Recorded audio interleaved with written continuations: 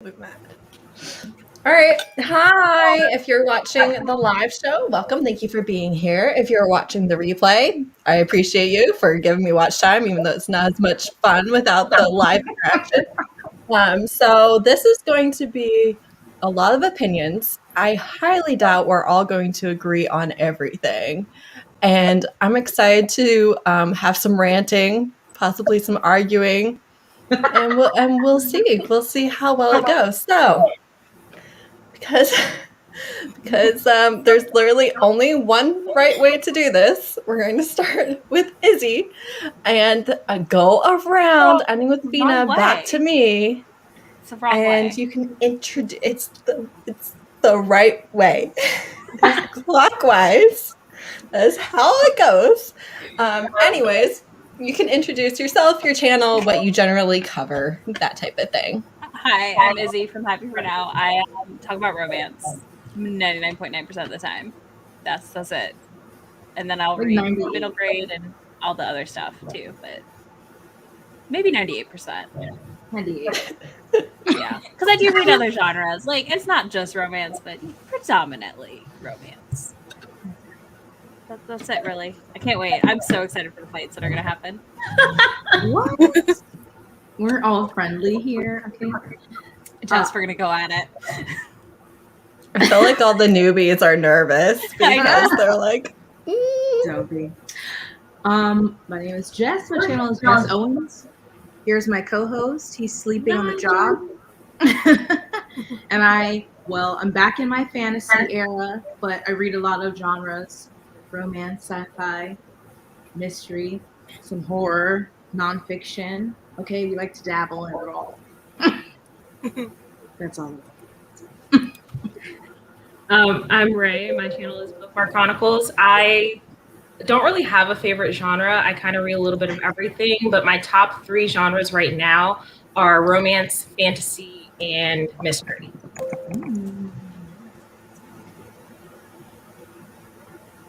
Sorry, I was eating. I mean, what's new?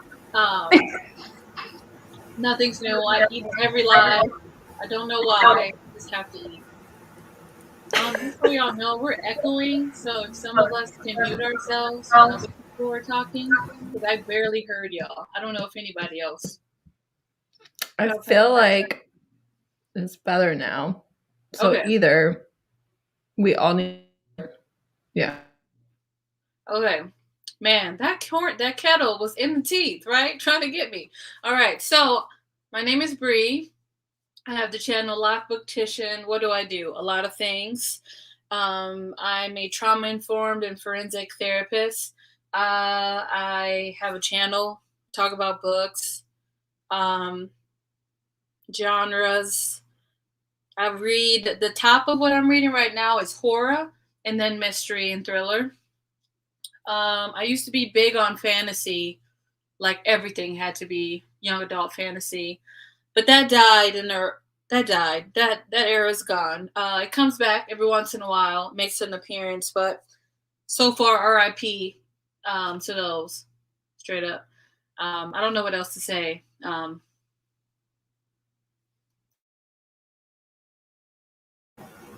Hi, my name is Veena, and my channel is Ms WOC Reader. I blog as well and run a bookstagram, and I kind of read all over the place. I would say I read predominantly romance and fantasy, but I like literary fiction. I like contemporary stories. I like mystery. So I kind of read a little bit of everything.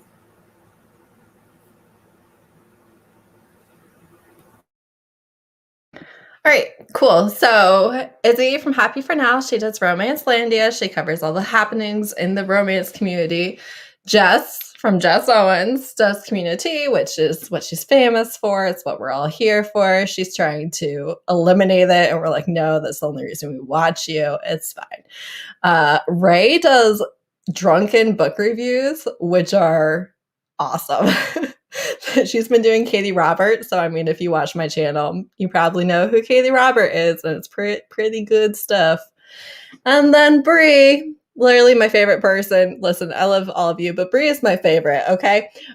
She is the creator and host of Black Halloween-a-thon, which is a Black author-based Halloween readathon in October. It's currently happening. I'm vlogging. It's going all right. It could go better, but I mean, I'm trying because I'm scared of everything, so that's all right. And then Veena is Ms WOC Reader, who is like part of my live chat comment group. We're in all the same lives. We're always doing comments. It's like Veena, me, Miss Awesome Saucy, Salter, Aaron. It's like a bunch of us that are always in the same chats. And so I fell in love with her comments like ages before I knew what her face looked like or anything. It was just like us in the chat. And then she started a channel really recently. So I highly recommend subscribing if you have never heard of her before, or if you just knew her from live chats. She has a channel now. So it's all very exciting. So do we want a starting off point, or does somebody have something that they are ready? They are just ready to let us know what it is. I just want to say I don't know what to expect, and I'm a little scared. Just expect me to fight. No, I'm kidding. I'm not going to fight everybody. I would never. I like you all. That's not happening. I just want to pretend that we're going to be really dramatic about it. Because I didn't read the questions. I didn't have time. I'm sorry. Bree. See, let me tell you what happened. I went to a thrift store. Okay. Right? And then the lady had the audacity to tell me that she has a rummage sale. So I had to drive 3 miles until who the fuck knows where. It was literally, I thought I was going to get killed out there. And I pulled up to this little barn. I was in that thing for 3 hours. So I apologize. How did you spend 3 hours in a place you weren't even planning on going? That stuff. And then she came with me with deals. I said, I'll buy the chair, but it's $25. I don't know if I have that. She said 20. I said 18. She said 20. I said 18. She said 20. I said 10. She said sold. I left. Then I came back and I got more stuff. And then she was like, Bree, you're buying all this stuff. I'll see you tomorrow. And I said, what time y'all open? Because I still need stuff. Bree, can I come shopping with you? See, I would have been like, I thought you said you had no more money, but now you're back buying more things with money. So now, Heather, how do you pass up a rummage? What? The couch was giving. There was some wooden stools that you can use for a plant stand. Say what now? Oh, they're in my car right now. I ain't have time to bring it in because we live. But I'm ready. I got some other stuff. She had a little, what you call it? The little French pot, Le Croix, whoever it is. I can't remember how to pronounce it. But they had that for $5.99. So that's a good deal out of like Crusade. Come on. Izzy, you already know. So what I'm saying is, I done fucked up. And I don't know what the question is. That's what I'm saying. I done fucked up, and all I say, charge it to my head and not to my heart. All right, I'm done. Did you at least start your Christmas shopping while you were doing all that? It sounds like she just bought stuff for herself and her plants. Listen, my siblings are bougie as fuck. I love a thrift store. I'm my grandmother's child. They're like, you gonna really buy me some from a thrift store, secondhand? Like we all ain't been poor and shooting rocks in the back. Like we ain't been through the struggle. Like we ain't been through the bottom, stayed at the bottom, got to the top, went right back to the bottom. They act like we ain't reversing on bottoming up. Like we don't do that. They gotta make it make sense for me. So they don't like the rummage, but Granny liked the rummage. So I got a couple things for Granny and myself. So that's all I'm saying. And so no. I'm glad you thought of Granny at least. That's good. Somebody got to. All right. We can just start with what type of videos do you personally have no interest watching? So, Bree, you have plenty of time to think about it before it's your turn. So, I have given you something. What type of videos do you just not click on? Izzy, you can go first. Oh, damn it. I have to go first. I feel like I'll watch just about anything. So this is one of those ones where it's like, it has to have the right title and thumbnail and I'll watch it, if that makes sense. I mean, obviously it has to be in a genre I'm interested in, but honestly, it's bad thumbnails that make me not click. I'm not going to lie. That sounds really bad, but like, I don't know. If the thumbnail doesn't pull me in, I'm like, I'm not going to watch this. I'm really bad at going back and watching everyone's live shows. I try. Really bad at it. I try. It's just not the same without the chat. That's the problem, even with the replay. I don't want, I guess TBRs maybe is also one I don't watch a lot of unless I'm hosting a readathon. Because I'm just like, I'll see what you read in your wrap-ups. See if you actually read any of these. It's all shade on myself because I don't read the TBR. So Wow. What's a bad thumbnail? I need to know. I need to take notes. Like unlegible. So, okay, background. I used to be a project manager at a creative like environment, like an agency where we made materials. So like things had to be legible and I want to see your face clearly and like a solid font that I can read. I hated Heather's old font. I was gonna say my old thumbnails were the bane of Izzy's existence. And you know what? Did she help me? Did she tell me? No. Although I feel like she did tell me at one point, and I was like, "Listen, I can only fix like one thing at a time. I will be one thing at a time." Overwhelmed. You fixed it, and I was. I eventually got to it. Scripts are beautiful. They don't look good on thumbnails. Stop. Thank you. That's my stance. With script, and then I'm like, can I see that? And so I usually go for a block font. Well, because think about, you have to think, this is all like from that background. Like you have to think about something on someone's phone, like most likely where they're watching. They can't read that. Like they can't read that. And I'm like, what is this saying? Yeah. Listen, some of us can. I'm just saying. Some of us can read it, actually. Not all of you. I will come there and kick your ass, Heather. Sure you will.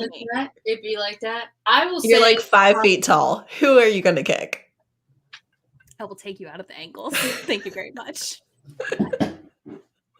I'm gonna be honest. If there's a thumbnail, are we spilling tea? What are we doing here? Yes. Yep. Okay. Let it out. Go as high as you want. If there's a video, no shade, no tea, a little bit of shade. But if you are, I gotta set it up. I gotta set it up so you know what I'm talking about. If you're in a video thumbnail like this, it's just gonna be a no for me. She just came for Jess. You just came for all of us. It's gonna be a no. No, I do not do that. I agree with Bree. I hate not me. Not me. Me, Bree. Because I'm jealous. Because I don't have that many books to be doing that shit. So I'd be ready to fight y'all on the internet. and then two, if the word says 90 plus book haul, oh, I'm going to sleep. I'm taking a nap. Oh, I ain't doing it. Jesus, fix it. You went on the internet and said you have 90 plus books? Sis, we know you ain't reading that. Sis, we know you just buying. We know you just out here spending your coin. You're not wrong, though, at all. No. I feel attacked. You like this and it says 90 plus, I'm going to bed. I don't got time for this. I'm taking a nap. Only because I think the main reason is I'm jealous. I'm like, you have a place to fit 90 new books? And then I look at the bookshelves and it looks pretty filled to capacity. So I'd be trying to make it make sense to me. But anyway, Ray, thank you for agreeing with me. I feel seen. Absolutely. It's one of my pet peeves, honestly. Well, I won't be doing that thumbnail anymore. Thank you. I skip around those videos to see if I see books that are familiar to me.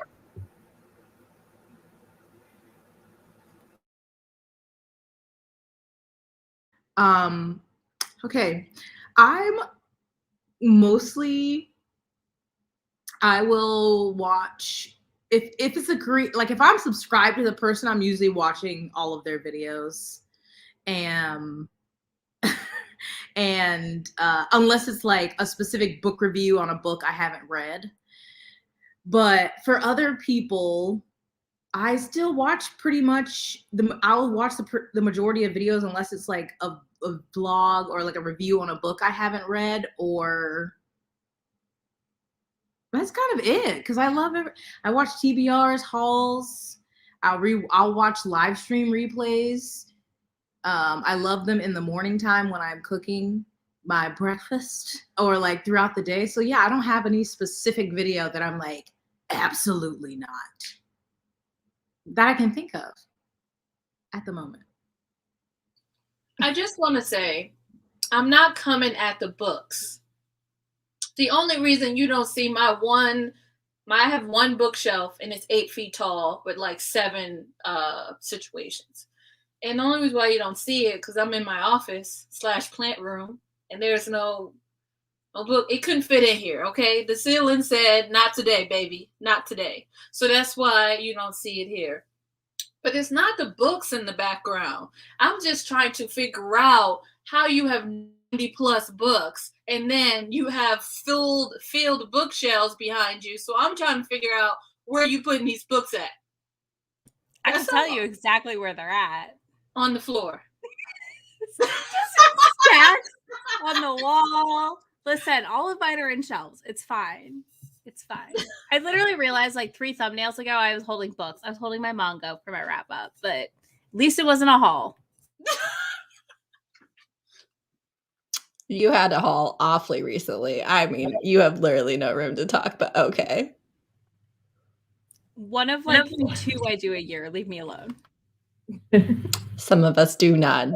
So, still winning.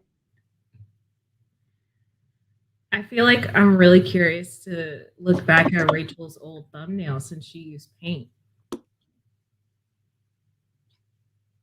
I think somebody need to go look it up. All about to paint. I love it. Of all the platforms that you could possibly use, that's what you chose, Rachel.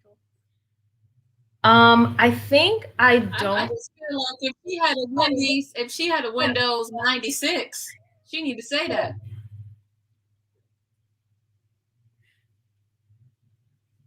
Didn't she have ain't that on Windows 96 paint back in the day? Wow. Not 96. Rachel, is this one? We need to know in the chat. I thought, why are we being mean to Rachel?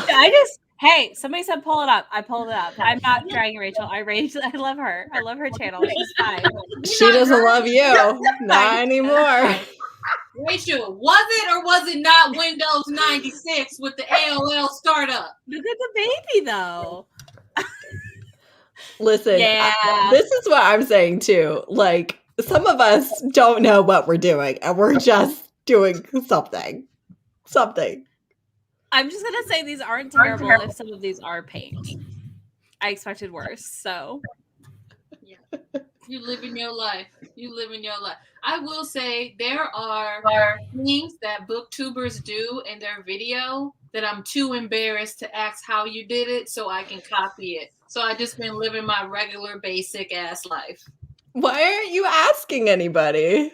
Because I'm embarrassed. I think it's going to show my age. Listen, in my New Year's resolutions, goals video, I was like, I need to I want to figure out how to have my covers last my whole video and be larger. And Naima from Naima Reads, she messaged me a 5-second tutorial that fixed all of my issues. And I was like, thank you for you. Literally, you knew. It was the easiest thing, and I was just over here I've been making videos for 9 months, and I still don't know how to do it. So I had people commenting can you leave the cover on the screen? I'm I don't know how. I'm sorry. This is all I've got. The struggle. You just drag it. I'm pretty sure in iMovie. None of that. There's I one didn't thing know. Okay. Okay, can I just blanket say if you have a question for graphics, Canva stuff, Photoshop, Premiere Pro, you can message me and I will try to help you.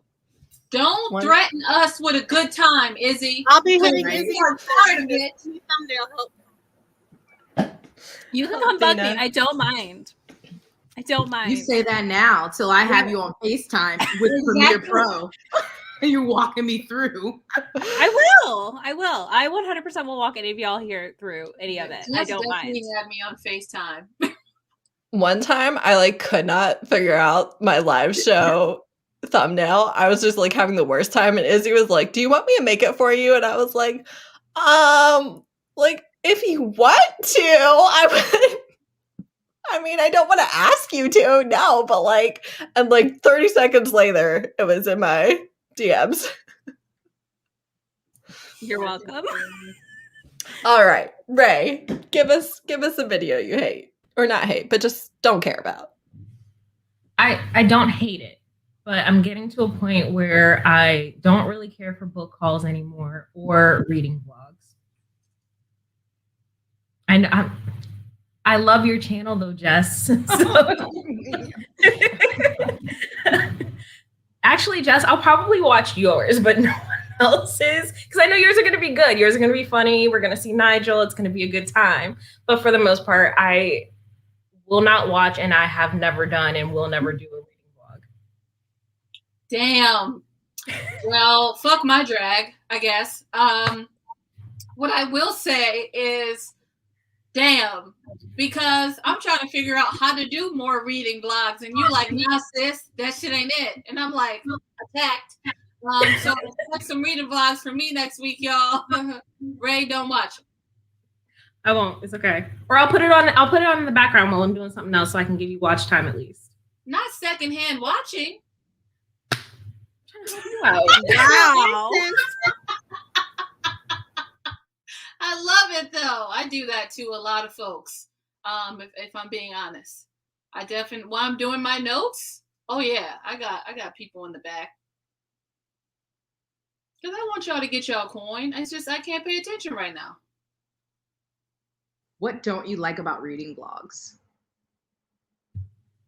I don't know. I used to watch them, but I just don't care anymore. Sometimes it's the books that they're reading I'm not interested in, but then also some of them just, I feel like a lot of times if people are just filming in the same spot over and over again and just giving random updates, you could have just did a book review and I would have watched that. So you're one of the rare people that actually watches a book review. Yes. Because that's the key. I love blogs because I think they're a fun way to connect with people I already like. You get a peek into their life. When Jess does a travel blog, I'm like, heck yes, let's go on an adventure and stuff like that. But I can also see them being really repetitive depending on the person. But some people don't like the B-roll and stuff, and I like that because I love B-roll. I'm yes, show me what you're doing, what you eating. Wait, what's a B-roll? Where you going? What's a B-roll? Make the coffee, but don't show you how to make the coffee. If y'all were giving me the recipe and showing me how to do it step by step, but it looks cute though. It's cute. Can somebody tell me what a B-roll is? It's all the scenery scenes where they have the music playing, or they're just showing you reading. It's all aesthetic. It was you when you were doing all your laundry for a vlog. Oh yeah. Okay, this is what I will say. Ray, let me talk to you for a second. I appreciate that feedback because there was a vlog I did way back in the day. We won't talk about it. And I was literally sitting in front of my bookshelf just talking about random shit for about 30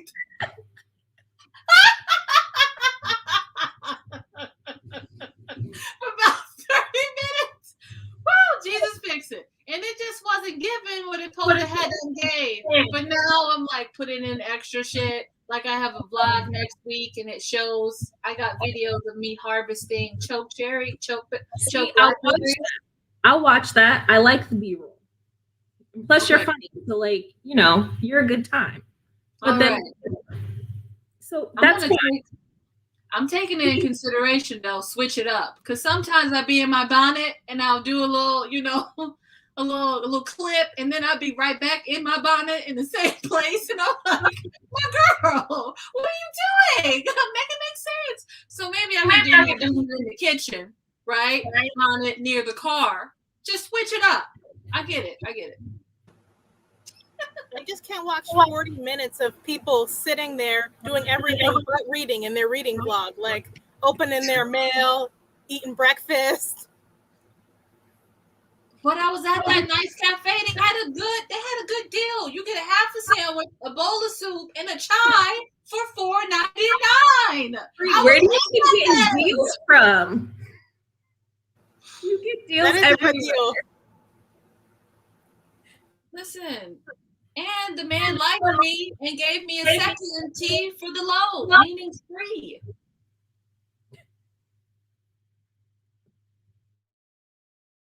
I really think vlogs come down to like really liking a creator, if that makes sense.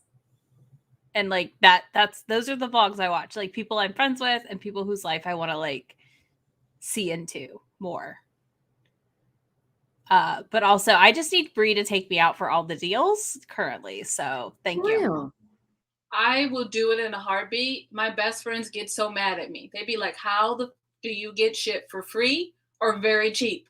I'm like, because I was raised by a bunch of 60-year-olds. Okay? They took me to the rummage young. They took me young. So now, and I lived in Ukraine and everything is about haggling. Got to make sure you get a good deal.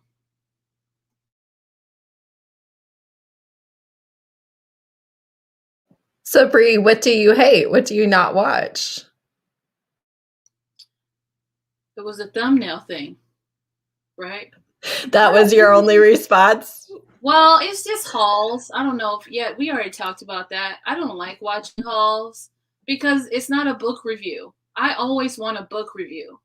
And hauls are not a book review. And I feel like most times people be like, I got this book. Isn't the cover pretty? I got this book. Oh my God, I don't know anything about it, but I'm going to go into it thinking that it's wonderful. I think I heard this somewhere, and I don't know. The author sent it to me. It's like, whatever. And I'll be like, okay, now tell me what's inside of it. You're not going to read the back at least? You got me hanging here like a monkey on a tree? Make it make sense.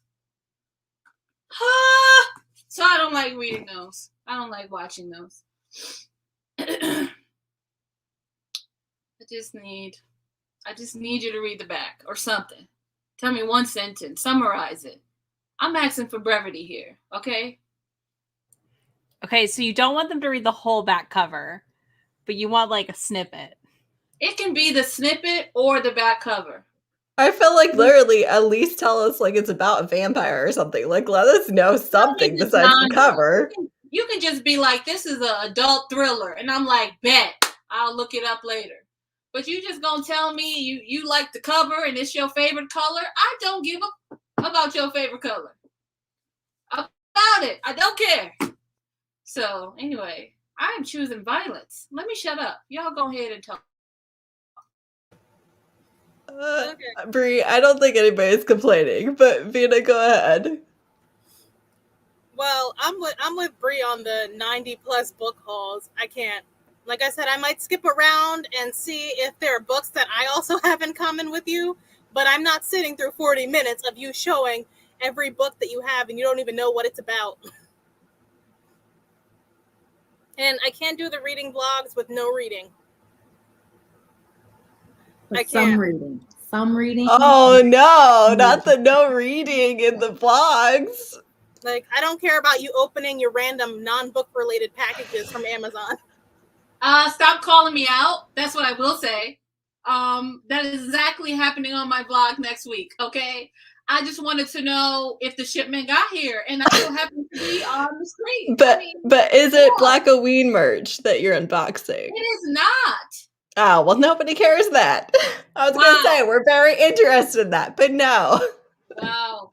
I don't even remember what it was. Oh, it was Erica sent me some book mail. So I was like, oh my God, let me open it up. So it was book mail. Yeah, I like book mail. I don't But it was like book mail. Oh. It counts. book mail is fine. It's that other stuff. Like they'll be sitting there unboxing the most random stuff from Amazon. Like, I don't care what else you ordered. Get back to the books. So, okay, but Steph is dead on the rambling 40 minutes unedited.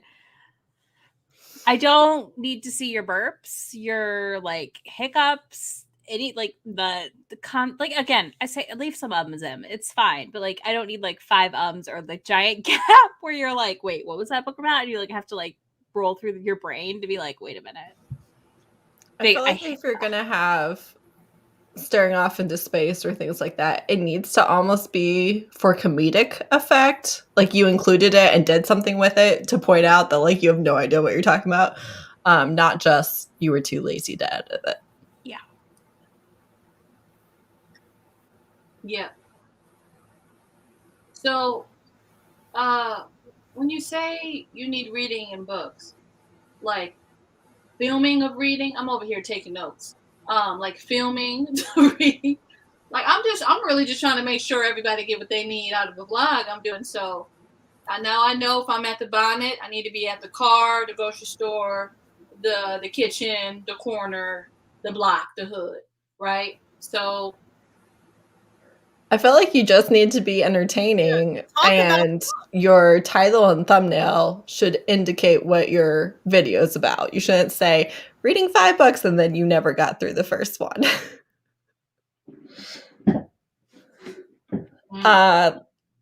For me, I'm actually like the same. I really like, okay, like subscription box unboxings, I could not care less. I do not care.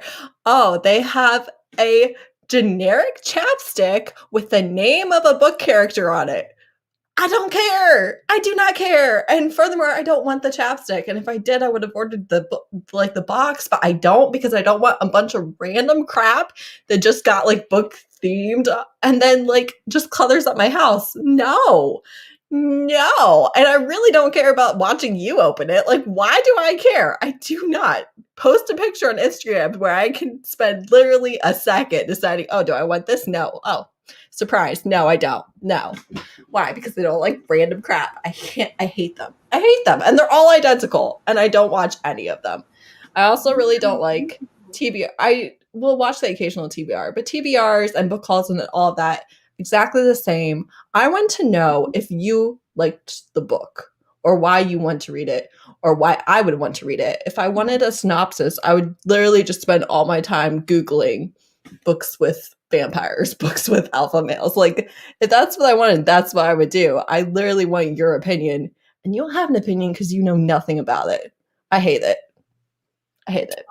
Okay. Ooh, you said that. You said what you said. Hot take. Me is if you are Black, I'm watching all your unboxings. And that's it. Every last unboxing. If you all of them? I'm watching all of them? I'm watching them because all I see is the Waite tribe on the Booktube, all of them having the unboxing and getting the merch and all that stuff. And I don't really see the brown folks getting that. So when I see the brown folks getting it, I'll be like, I'm in there.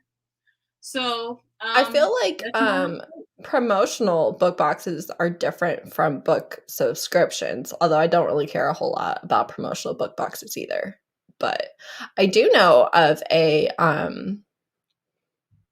Black love romance book subscription. Can I remember her name? I know it's Ash, but no, I cannot. Oh, read her. I subscribe. Yeah. Mm-hmm. Her. I saw her on my timeline today. She's like Ash reads books on Instagram, and then she has the read her book box. Mm-hmm. Yeah. I don't read romance that much. Although I think everyone should be proud of me. I read an erotica in 3 hours last night. I know. Was it for Black Halloween? No. Is that for the live show? No, it was just random. But it was very it was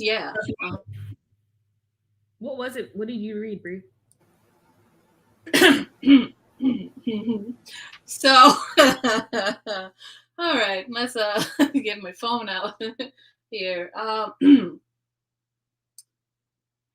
little like embarrassed by it on the low. Okay, so the book was called Stay With Me by Maya Banks. And it was like this woman married to 2 men. Tell us more. I'm with you. Keep going. And they were not being good husbands. And she pieced out and went on the anniversary thing by herself in Jamaica. And they were like, where is she? Where did she go? We got to find her. We can't let her go. And then when they found her, they found her. And then they found her again. And then they found her a couple more agains. They just kept finding a girl, if you get the drift. So she been found. That sounds like a good book, Bree. Very proud of you, Bree. That sounds very great. proud. I was trying to say it less explicitly. People do watch them though. It's literally just I'm never gonna buy them, so I'm not gonna watch somebody else buy it. They go on my secret playlist where I give people views, but I maybe didn't watch it. I filmed one, thought it was dry, and then put it on private. See, I've liked only a couple that I've seen in like a reading vlog, but it was because the person was being honest with like how mediocre the box was. But obviously, most people aren't gonna do that because they buy them. But like they were like, okay, this is disappointing, and I was like, oh, this is actually entertaining. Subscription box unboxing, because yes, these boxes are almost always disappointing. Do y'all there's that romance one that people were getting, and I cannot remember the name of it, and it was like the weirdest items, and I watched an unboxing and I was like, oh, I hate that this is sponsored. Was it Bakerate? Yeah, was it Bakerate? I think so. And I was like, I hate that this is sponsored because like you can't, but you could tell they're just like, here's a mesh tote for the beach. I think they ended Bakerate, actually. It was so bad. Of course they did. It was terrible. Wait, what book has lots of emotion? What would y'all want in a subscription box? I just want the book most of the time. The rest, I just like the special edition book. That's the only time I've gotten a box was because I wanted the book before a lot of book boxes started having a book only option. But the rest of it, like maybe sometimes there's a cute enamel pin or like a mug with or a blanket. I think I've gotten like 3 boxes like ever, and 2 of them had a throw blanket in, which I still have because you can never have enough throw blankets. But most other stuff is like you're just gonna throw it away, or you're just gonna put it in your closet. It's just gonna be junk. Like, yeah, I don't know. I think that Illumicrate does the best job. Yeah, for sure. Like I've gotten specialty boxes from Illumicrate, and I've always been happy. But like I know exactly, like I'm getting a book, I'm getting a book sleeve, and pen. So, like what you're getting. That's so shipping. I know, but yeah, they're worth it every time. Though I'm always happy. Like I've never been disappointed in like a limited edition Illumicrate. Look, I need that Greenbone Saga box. Okay, okay. The one thing that I thought was very cool, which is not a subscription box, but A Touch of Magic Designs, they do book prints, right, of character art. I know they did it with the sequel to Serpent and Dove, whatever it was, Blood and Honey. I didn't really care. I wasn't going to read that book, but they did a surprise like group of the illustrated prints, and they told you like what page number and stuff. So once you read your scene, then you could open up your like envelope and see the art for that scene. I was like, oh, I would be very into this if like this was a book I cared about. Like a book, like, can you imagine? Just imagine like your favorite book, and every time you're to like either a sexy scene or like an epic battle or an amazing like costume reveal, and then you get to open your envelope and see like the art of that scene. See, I would be into that one. That's like it though. I think what took me out of watching like subscription unboxings was that everyone was getting the same thing. So it's like I already watched one person do it and now I don't care about any of them anymore. But I did get the Brown Sisters Illumicrate special editions, and it was definitely worth it. I do kind of want the Christina C. Jones Hello Lovely box, even though I don't buy boxes. Oh, I'm buying it. It's Christina C. Jones. I'm like, what if they literally have anything, then I feel like I want it. It's worth it. One of my book boxes gave me measuring tape. I don't need unuseful stuff like that. And it wasn't even like... That is useful, though. It wasn't the measuring tape like you use when you're doing projects around your house. It was like the ones like if you want to check your bra size. So it's for sewing. What if you were a sewer? You could be a seamstress. Our girl ain't here for that shit. And it didn't even roll back up right. Like, it was so hard to roll back up into the little circle thing it came in. It said, roll out. Roll out. I hear it. I hear it. Beth mentioned the Read It, Need It. I got sent free product from Bookmark Chronicles. No, is that... It was something, and she did a book. I was like, Ray sent you free stuff? I don't think so. No, I got sent free stuff, like for this like blind date with a book and a snack, and I thought that was perfect. I was very happy about that. Like I was like, that's what I want. Give me a blind book and give me a snack. That makes me happy. What was the book and what was the snack? The book was She doesn't remember. Taste of Sage. Yeah, you're asking a lot of my memory. Taste of Sage, I think, was the book, and the snack was like these popped. They were vegan, like popped seeds of some kind with like a curry seasoning on them. They were really good. There you go. Very exciting stuff. All right, next thing. What's a mistake that creators make, in your opinion? Obviously, we did already cover not editing is a mistake. For me, I hate, and there's plenty of people that I watch and enjoy that do this, but I hate when they don't list the book in the description. Like, so much. Just, especially if they talked about like 3 books. I'm like, why can you not put this in the description so I can find the spelling, especially for author names?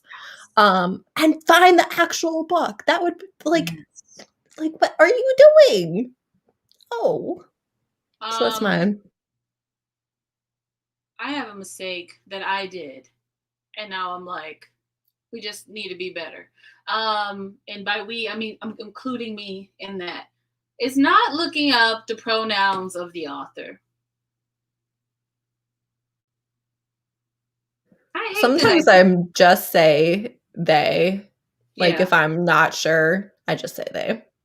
Yeah. Same. That's my like best practices. If I don't know for sure, I just do they.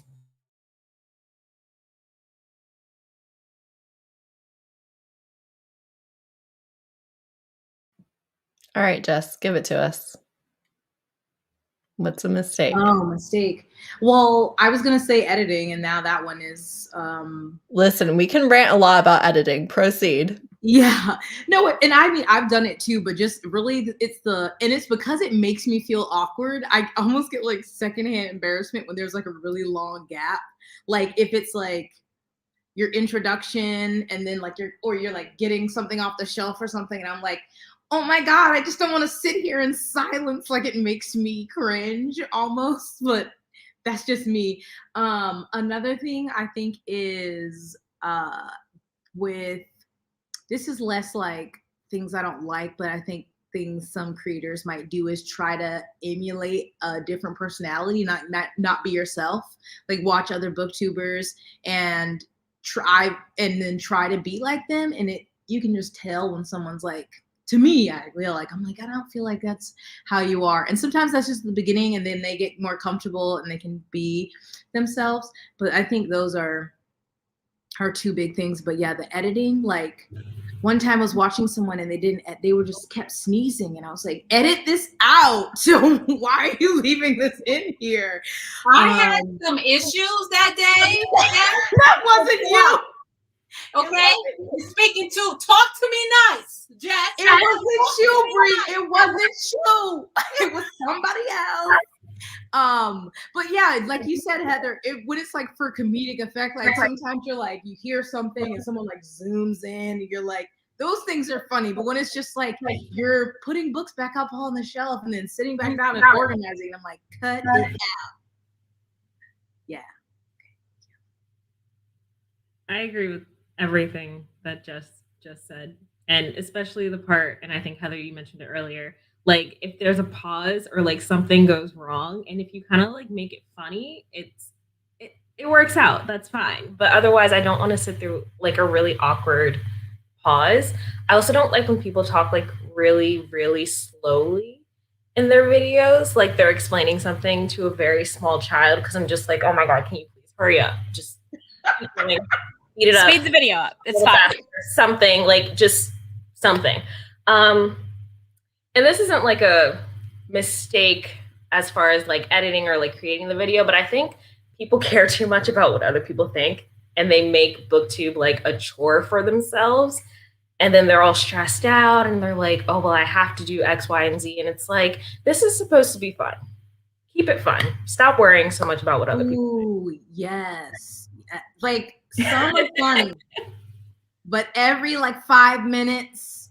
I can think of two channels. I can think of two channels that does this. If you go outside to the parking lot, just say that. Just say that.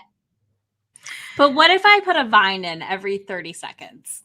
Every 30? No. Look, Vine died for a reason. That's my take. Vine. Vine should have never died. Don't go there, Heather. I liked Vine too. Yeah, don't say that. I love Vine. And yet here you are without it. Sometimes I'll think of like the perfect thing. I'm like, ooh, that clip. And like sometimes, and then when you're watching, you're like, yes, this was, but you don't need to put like 5 in every video. Sometimes it's just like, it's not working. Do you guys feel like maybe younger creators do that? Because I feel like it's younger, and arguably I might not be their target audience. I think so. I don't see it a ton with anyone I watch, but I know like though occasionally I'll try someone new and I'm like, oh no, that's a lot of nope, this is too much. Like, and I'm very on the internet, so I'm like, it's fine. And then I was like, no, I don't need a meme every minute. Okay, for me with this, I think the biggest thing with booktubers is reading for content. So you're forcing yourself to read 4 videos. You're forcing yourself to read 4 videos. And then like you get sick of reading because you're like, I don't even want to be reading this book. Like at all. Plus, and if you're Jess, you literally pick like a 1,000-page book and you're like, I don't really care about this, but I'm gonna make a video. So Dune is only 617 pages, okay? Yeah. So, and did you just read the first Eye of the World or whatever the frick that time, Wheel of Time, whatever that? Did you just read that? Well, this demon picked it, and I enjoyed that book, and it was still only 600 something pages, not 1,000. Okay, but why would you force yourself to read books? First of all, you're the one that gave it to him. You're like, this is an option, sir. Here's this massive tome. It's an option. But then why would you like force yourself? The mood reader in me is just like, literally, I will quit Booktube before I'm like reading these books. I'm not watching anybody struggle through Dune. And right now, there's a lot of y'all struggling through it. I'm not vlogging it because it would be so boring. Isn't that white man dead anyway? Why do we keep giving this white man corn? Bree, we all know why. Unfortunately, I wish it wasn't the case. Patriarchy. Ain't he gone now? Let him die. Ain't he done? Lord, bringing up the white man again.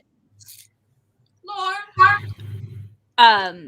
I wanted to say too on the finding joy in it. I think a lot of content creators early on make the mistake of over focusing on views or subscribers instead of like that time before you have like 1,000 subscribers, even 500. Like you need to like develop what you want your like channel to be, almost, if that makes sense. Like what your kind of like style is of editing. You know, that's when you like throw stuff at the wall and like can really experiment, and you don't feel, not that it matters at any size really, but like there's less like on the line, I guess, if that makes sense. Like you're not going to drive away like 30 like hundreds of people if you like do a weird video and somebody's like, what is wrong with you? But like it's such a good time to like play with things, figure out what you like making. So if your channel does grow, you already know what you like, and you're not doing this thing where you're like stuck in a cycle almost of like just trying to like make content to keep making content, if that makes sense. But yeah, I think I don't know. I think that time is like so valuable to figure out what you want out of your channel and to build community, because that's when you should be like talking to people that have similar sizes, channels as you, and like being in comments and like getting to know other people, because like part of the fun of Booktube is making friends. Yeah.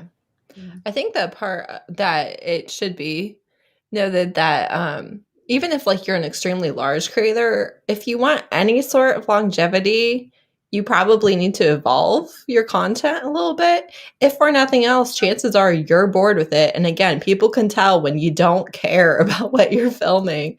So why, stay in your box? Arguably, I feel like if you do change your content, a lot of times you might see a dip in views right at the beginning and stuff like that. But like if you want to make that content, keep making it, and the people who like it will watch it and grow and subscribe and all of the things, because maybe they wouldn't have been interested in your videos 5 years ago when you covered XYZ, but now they do like what you're making. I just feel like it's a mistake to be like, well, the views dip, so I've got to stay in my lane. I'd rather not, vary at all. Well, and I don't mean like obviously never change or evolve with that, but like I feel like you have to figure out like what you like to make before you get big. And then obviously you need to evolve with it, but also like people don't private enough of their old videos. Y'all, private videos. Like once you're monetized, why though? Private videos. Why? I feel like, okay, for me, which I'll probably end up agreeing with you. I usually do. But for now, I'm just like, I really appreciate seeing that this person that I admire so much wasn't always this good at it. Like, I appreciate seeing that at the beginning, you suck too. And there's hope for me. Part of it is the algorithm, number one. And there are certain videos that just like no longer serve your channel. They don't fit with what you're doing now. So like if you read a bunch of fantasy for 2 years and you're still going whatever, and you're switching genres, maybe there's some videos that just aren't relevant. Your opinion's changed. I just think somewhat privating videos with time is part of evolving your channel and continuing growth. If that's what you want, you don't have to private videos. I just think sometimes it's like, if people are trying to find something on your channel and you have like hundreds of videos because you've had a channel for 6 years, let's say, it's just not beneficial. Like I privated probably about 100 videos once I was monetized, just because they weren't relevant to my channel though. Like they were old TBRs. They were things that nobody's watching them. What is the point of having them there? Like, is somebody really going to go back and watch like my videos from 2018? Probably not.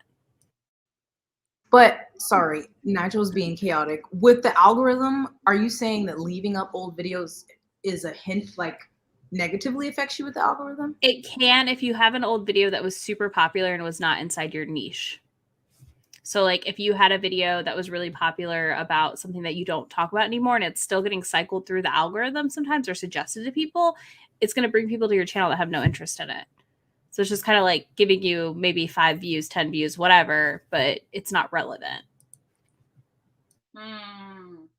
Okay, I have a question. So going back to Yanni's upper comment, when Yanni said that she don't like overly distracted videos. So I disagree, only because there's a lot of folks out here with ADHD. Maybe that's the therapist in me. So I just be like, I'm here for the ride. Whatever. It's all right. Two, we were talking about videos, and I'm like, but how do you know what people like? Like, I don't know what people like on my channel. I literally have no fucking idea. So I just be doing whatever I want to do now. Because at first I was doing what was popular. That shit wasn't serving me. I'm out here looking like a clown. So now I just do whatever I want to do, if that makes sense. And that's totally valid too. Like, I think you have to make a choice of what type of content channel you want and what you want to do. If that makes sense. Like, I think it's valid to leave everything up and go with the flow and do what you want. If you want to grow, like, it's totally valid to also take steps to make sure your channel grows. There's a lot of shame about growing on Booktube, and that stuff makes me angry. Can we talk about that? That is something that needs to be a whole nother discussion. I think it's like a double-edged sword. It's like people be like, I'm just on here for fun. Like, what are you doing? And it's like, no, I also want to get coin. Okay? People are like, I'm just here for free books. And I'm like, your ebook's like $3.99 and my video took me 3 hours. How is that what I'm here for? Booktube is a labor of love. And we 100% deserve to be paid for the work that we do and the promotion that we give to books. It is marketing. Let me tell you, marketing people spend a boatload of money on people to market things, and publishers need to get on it because it's ridiculous. I just hate this air of like, I'm just doing it for fun, which is fine. Like, live your I'm life. doing it for fun and money. Thank you. Like, I'm looking for money. Ain't nothing wrong with getting reparations reparations in the form of viewership. Okay. Amen. It's very weird. On Booktube, people don't like to admit that they're in it for money. If you watch any other type of content on YouTube, they will gladly admit why they're doing it. But on Booktube, it's like there's a stigma against doing it for money. It's the like reader elitism. It's like, well, reading is an intellectual hobby and it's just superior. And I'm like, no, it's like, no. Just because I can read and have been reading at like a very high level from literally childhood does not mean that I am more intelligent than somebody who struggles to read, especially with learning disabilities and things. I've mentioned this briefly before. My husband is dyslexic, and when we first started dating, obviously there was quite a bit of texting happening because that's what we were doing. I was like 18. And I was like, that's like not how it's spelled. And he's like, I'm dyslexic. And I felt like a horrible person because I was like being such a little brat. I was just like, oh my God, that's not how it's spelled. Like, I already spelled it for you. And like, I'm not smarter than my husband because I get A's and he didn't. Like, we literally, our realm of knowledge barely overlap. He either knows about it or I know about it, but like, we're not good at the same things. And it's just annoying that it's like, no, reading is superior and more intellectual. It's not. Or reading physical copies. I'd be like, that's ableist, right? Mm-hmm. Audiobooks isn't real reading, that whole argument. I think it's interesting. I've never had anyone get on my case for like, that's my alarm. It's my alarm to take the dog out. It's fine. But I think it's interesting, like, people that get attacked for saying like they do want to make money from it, but then like I will watch big creators constantly get asked if they're going to do Booktube full time, and they're like, I don't make enough money from it. And I'm like, so there's like a disparity in what people think we make as booktubers and what they actually make. And I also find that interesting. Like, I think people think we're like rolling in a lot of dough, and like that's not the case at all. Literally, the goal is like a part-time job income. Like, that's the goal. That's like the best you're likely. Like, if you spend time and years doing it, you can hope to have a part-time income. Yeah. For example, I got monetized in the end of November, and I just hit the first 100 threshold today. So Put more today ads in your is the videos. first day I'm getting coin. And it's damn near 2028. God damn.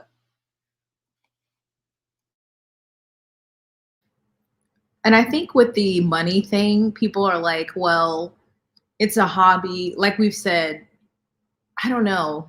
And I talked about this with a friend. I feel like more people are more judgmental. A lot of Booktube are women or femme. And, you know, it's always looked like, it's always, what's the cyclical conversation? Consumerism, or we're just spending all this money. But there's like men, you know, who spend a lot of money on video games and comics and all this other stuff. And like, so I feel like I feel like there's always answers for something. I'm like, it's either misogyny or racism or both. And in this one, I'm feeling misogyny is somewhere in here where it's like, you're just on the internet talking about books and like, yeah, I don't know. But then just like Izzy said, there are people who think like just once you get monetized, you're instantly rich. Or if you get like a sponsorship or something, and it's like, if only. But Yeah, it's just like, you don't have to tell people what you're making or whatever, but it also like, it's like, oh, you're only doing this for views. Well, I would like people to view it. Yeah. I mean, you don't put something on the internet and yeah, that's why I put it on YouTube. YouTube. Views. If I just wanted to, I could send it to my mama or my group chat. But yeah, I do want it to get views. So yes, you're right. I did this for people to see it. Oh. I think sometimes, though, the problem with sponsorships is that there are times where you're watching the video and you can tell they don't care at all about what they're promoting. And it comes through like a lot of people with Book of the Month. I know you don't read any of those books that they send in Book of the Month. And you don't, and sometimes they'll be telling you about the book and that's not even actually what the book is about. Yeah. Like, I've seen that many times. Yes. Yeah, I mean, I have these Book of the Month books right here that they sent me. I haven't read them yet, but you know. Nice flex, Jess. Nice flex. I only work with them once too, so I don't think they like me, so it doesn't matter. Liberty is a good book though, just not physical. It's better audio. Which one? Liberty. They said hit it and quit it. Yeah, they said, nah, sis, we hit our quota. We're good. Let me stop. I feel like they're just I feel like if you have a big enough channel, like they're good with you because they literally just want, like, you are their free advertising. If you're showing it to people, they don't care. But what a bunch of jerks. Boycott. But there's people doing Book of the Month promotion and they're telling you incorrect things about the book. Like somebody said they were excited for a book because of the Latinx rep, and the rep was Filipino in the book. Like at least do the basic research about the book that you're going to come and talk about. Is that the cozy mystery one? Is that our a lot of people thought it was Latinx, and I'm like, no, she's Filipino. They're like, is this Chipotle? Look at her Twitter. It's very apparent. Yeah, I think there's a lot of shade as far as like the option or the idea that like you would want to somehow monetize this.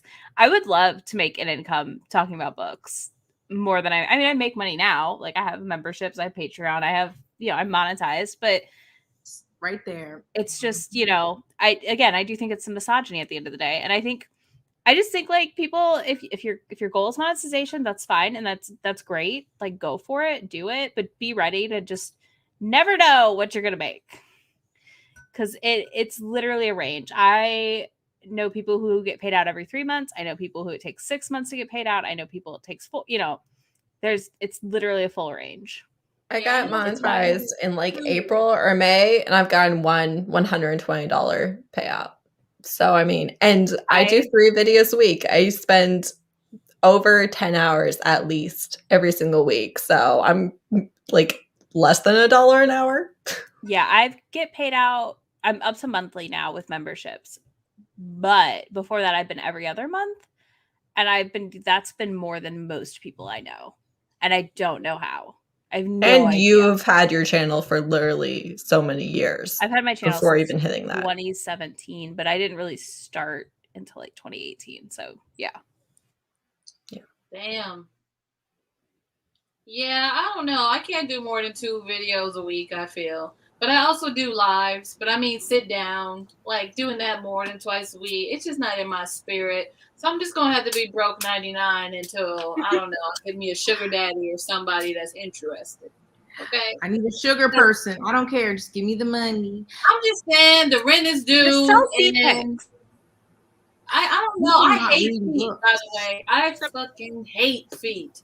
Like, there was a booktuber who had their video, and they were sitting down, and it was angled on their feet, and I almost threw the fuck up. I was like, it's not giving me what it's supposed to have gave.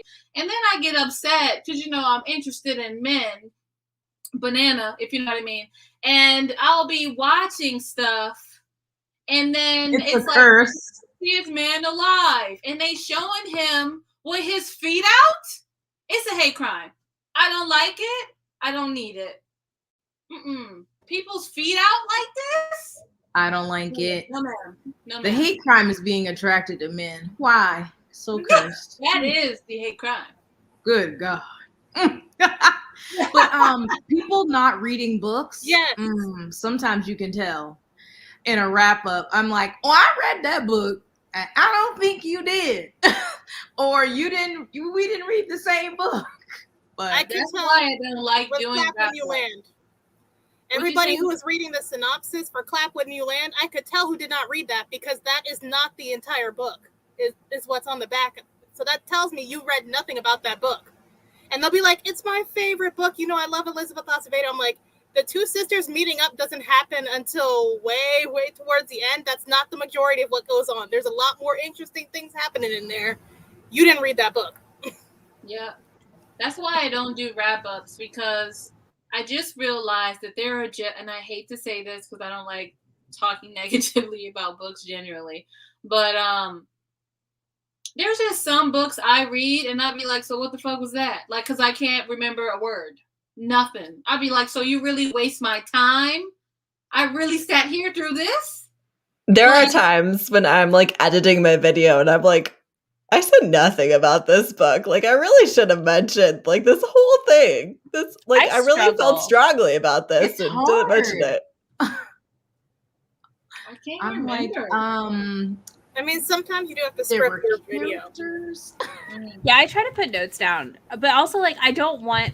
See, here's my balance on the wrap up. I want like a 2-sentence summary on the book, and then I want to know what you felt about it and why you liked it or didn't like it. I don't need a full like synopsis breakdown, if that makes sense. I want to know, like, I like when people are like, I didn't like this because she pushed him away the whole time, or because of the really toxic family member that was like every other page, like that type of stuff that's not in the synopsis. That's what I want to know, like, so much. Like, if he's not nice to her until the last chapter, tell me. I want to know that. I'm with Heather. I want to know that stuff too. And discussion videos, I think you should definitely have at least some key points written down before going into those, because I don't want to just hear you ramble about random stuff. Like when I did mine, I made sure I wrote down some key points to try and stay away from rambling. Your video was really good. You hit so many points. And I told you in DMs, but I was like, oh, we're just going to say that. We're going to say it right in the video. All right. You definitely just said it. It needed to be said.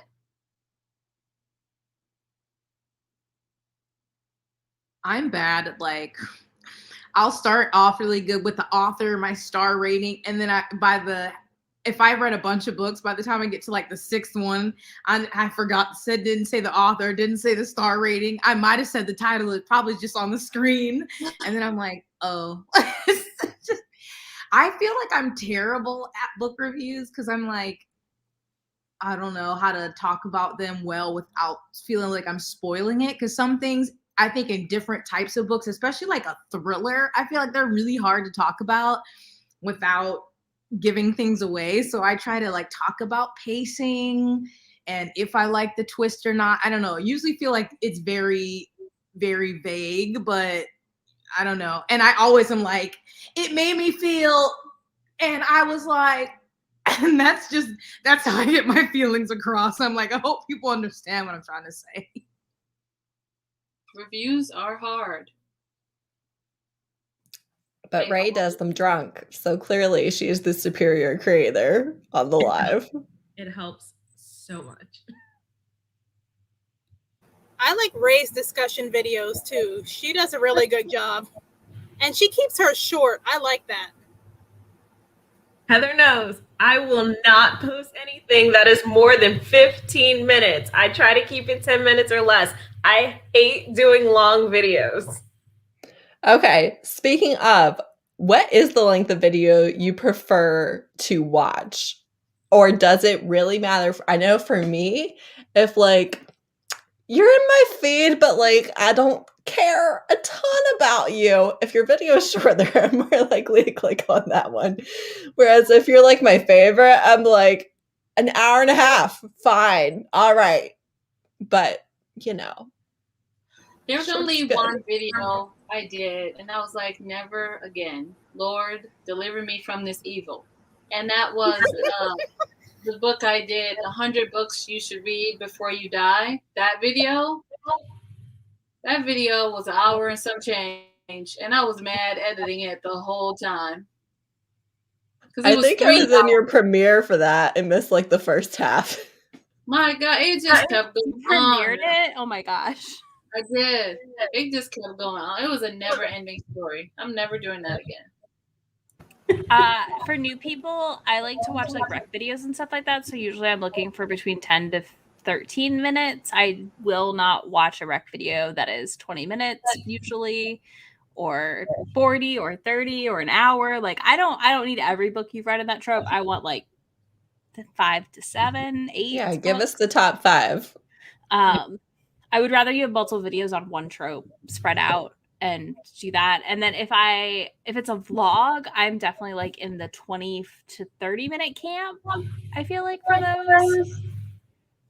And then if I know you, I'll watch pretty much anything you put out, and even if it's 3 hours. I'm with Beth. I feel bad. It depends on the person. I'm lying. Yeah, I feel bad when mine are long. Don't. I love, like, Gavin just put out like a 3-hour reading. I'm like, yes. I wanted to cry when I saw how long that was. Give me motion picture links. Like, when you are my fave, I want them to be longer. I think I'm one of the few people in general I like longer videos. Like when there's a reading vlog, I'm like, give me 45 minutes to an hour. I want it because I love B-roll. I love all the extra. So I love a long reading vlog. A wrap-ups tend to be longer. So all those TBR. Yeah, I just like long videos, unless it's like, you know, I don't know what needs to be a short video. I guess recommendations, but honestly, because I usually put YouTube videos, I usually watch most of them on my phone, and I'm usually doing something. So I'm like, it's great if I don't have to go tap on the screen. I'm usually washing dishes or cooking or baking or something. So the longer, usually the better. Sometimes if I'm watching, I'm like, okay, you need to get to the point. If there's a point. But I'm like, if I see it, I'm like, ooh, discussion, 40 minutes. Yes. Or like a really long book haul. I'll watch them all.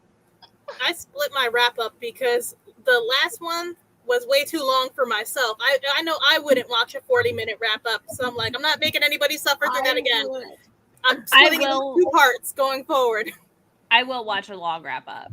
I will say that. Because that's me. If you're like me and you read 30 plus books in a month, sometimes your wrap up's going to be long. It's just what it is. Yeah. When I didn't know for a long time that you could change the speed on a YouTube video, so I've never sped up anyone's video. I just watch them at the speed. I'm just like, I don't speed anyone's up because it like lowers their watch time. Oh. And I'm used to watching it regular, and I know if I speed up, I'm never going back. Yeah. But then like Ray was saying, I think I hate when people talk so slowly. And sometimes I know I'm like talking slowly because I'm like thinking through the thing, and instead of pausing and then speaking quickly once I gathered my thought, I talked slowly through the gathering, and I'm like, darn it, why did I do that? But I just despise people talking so slowly. Yeah. Even in like real life conversations, I'm just like, oh my God, like, can come we on, get to the end get of this to it. sentence? But if someone talks like that, or voice is a big thing in who I subscribe to. So if they talk too slow or something, I probably don't subscribe to them anyway because it bothers me. But yeah, I didn't know you could speed it up. So I just watch them all on regular speed, and I'm just like, yay, long video. Editing them though is the worst. I hate I haven't done community videos in a while, and it's been so freeing because editing these, I'm like, this is how y'all live. Editing these other videos is it's so refreshing. Yes. One time I went to watch one of your tea videos, and it was so long. So I was like, hold on. I went and like made breakfast, made coffee, and then sat down and watched it because it was just one of those. And I was like, wait a minute, I need to prepare if I'm gonna watch this all the way. Sometimes you gotta do that. Sometimes Jess's video is like, here's the history of this publishing house and the history of this author and the history of this other person. And then here is where they connected, and it all went down. It takes me all day to watch those videos when they're really long. I'll stop and start. Yeah, sometimes like watching live stream replays, sometimes it takes me the whole day. Like I'll start in the morning and stop, and then come back during lunch, then during dinner, and I'll wrap it up. That is just a lot of work, and it's just going to be a no for me, Bob. But I do think that I do typically post longer videos, I think. I'm just trying to think. This is hard to wrap my head around, so I'm just listening. But I think I do post longer videos. Author interviews are hard to watch on the replay for me because they're usually very long. Like going on an hour at least. I don't understand why author interviews are not edited more. Because like, they're live. Edit it. Some of them are not live. That's the worst part. The ones that are not live and are like over an hour, edit that before you put it up.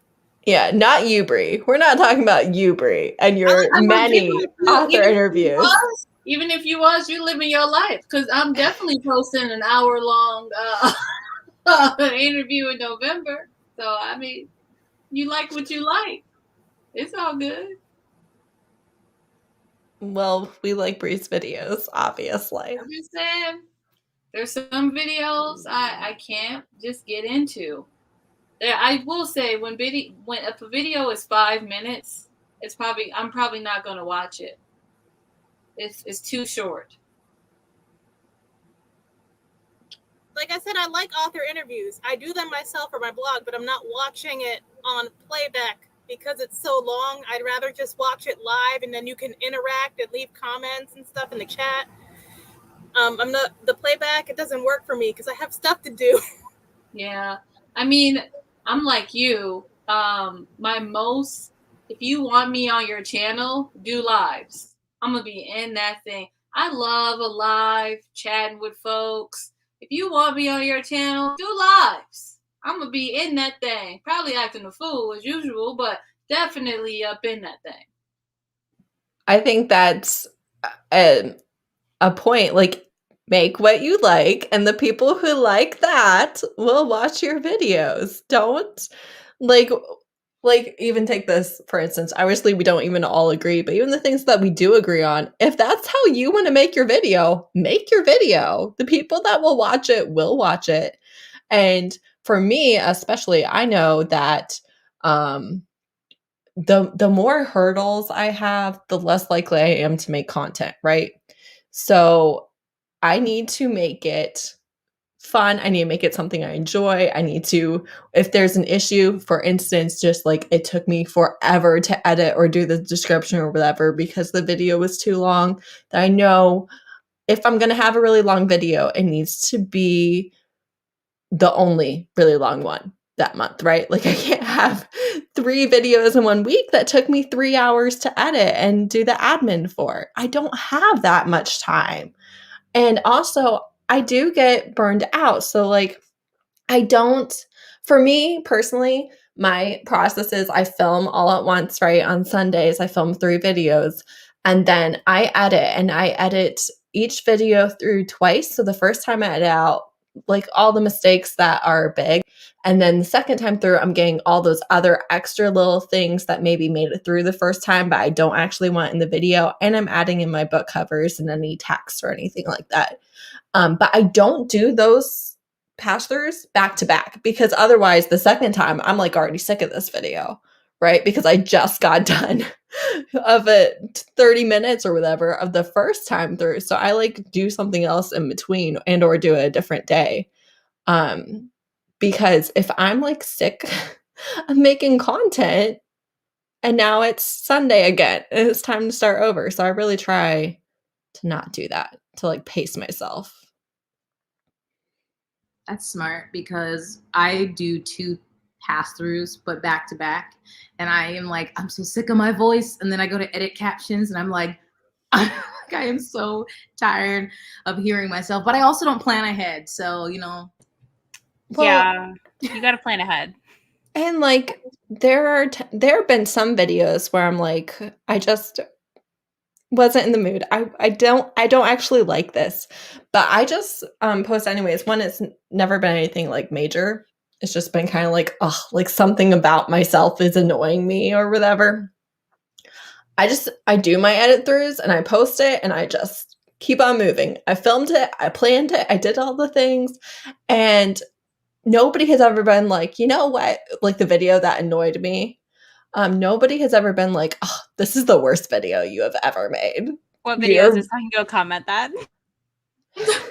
There's like one where I remember I was just like off and I was like, I don't care. But it was at like the end of December, but I don't remember which one it was. It was a recommendation video. And I was like, you know what? I'm just posting it. I'm just doing it. Nope, nobody's gonna know. It's fine. Yeah, you do sometimes have to post imperfect content and absolutely no one will know. And yeah, it's totally fine. I have a question about editing. Proceed. Oh, okay. So the question is, I know that I can talk slow and I can take like real pauses, and because that's just the way my brain is set up. So I be wanting to cut them out, like those pauses, but then I gotta wait till Jesus come. He invite Luke, John, Matthew, the disciples show up. It just takes too damn long for me to edit it out. So is there some kind of shortcut where I can be like, any pauses, delete? Like, is that a situation, or do I have to wait for the Red Sea to part and invite Noah over with the giraffes and shit? Like, I just really ain't got time for the kangaroos and the hippos. I just don't have time for the shit. So I'm just trying to see if there's some kind of shortcut that can get me where I need to be. What are you editing in? And do you show the sound waves?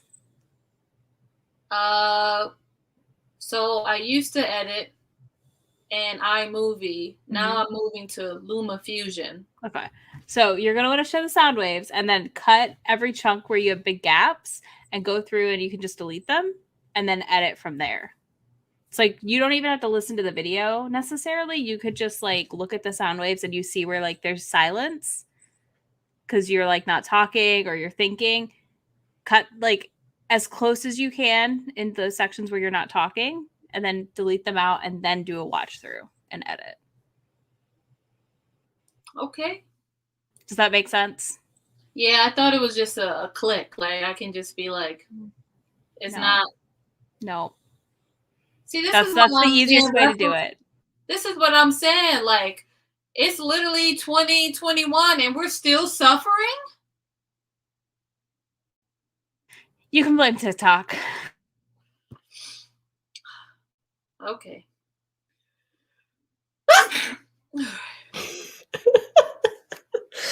Okay. Do we want a new point? Yes. I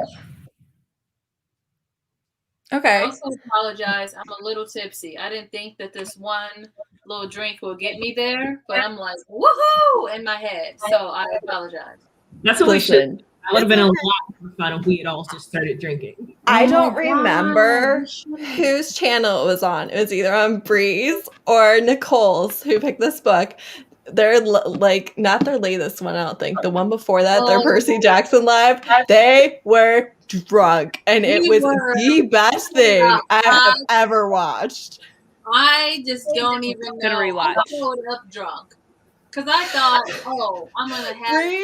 Bree was like pretty good to start. So Nicole took like a bunch of shots before the live to catch up, and then was like taking shots during the live, and they were like, it was the greatest To be thing. fair, And okay, I was putting my children to bed and just like had it playing, right? So I wasn't listening a lot. And I just hear Bree dying of laughter for like 45 straight seconds. And I was like, what is happening over there? She was drunk and just thought everything was so funny and would just keep laughing.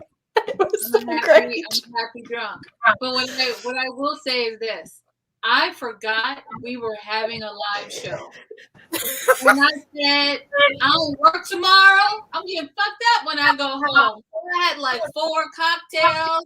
I was in the kitchen talking about, let me eat alone. I was in there throwing that thing back on the fridge. Amen? Throwing it back on the fridge. And then she goes, oh, I'm ready whenever you are. I said, well, who are?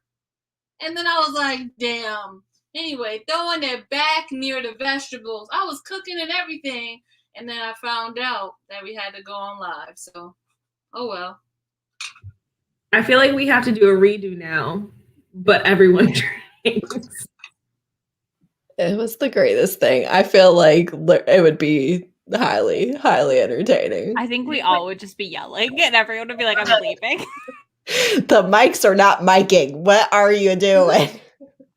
If you think we're technologically challenged sober, it would be a whole mess, I'm sure. I will not have the patience for drunk tech support. Not drunk tech support. Oh, man. Okay, new subject. What's something Booktube claims they care about and don't? Ooh. Diversity. Everything. Yes. Wait, what? We all had the it. same thought? What?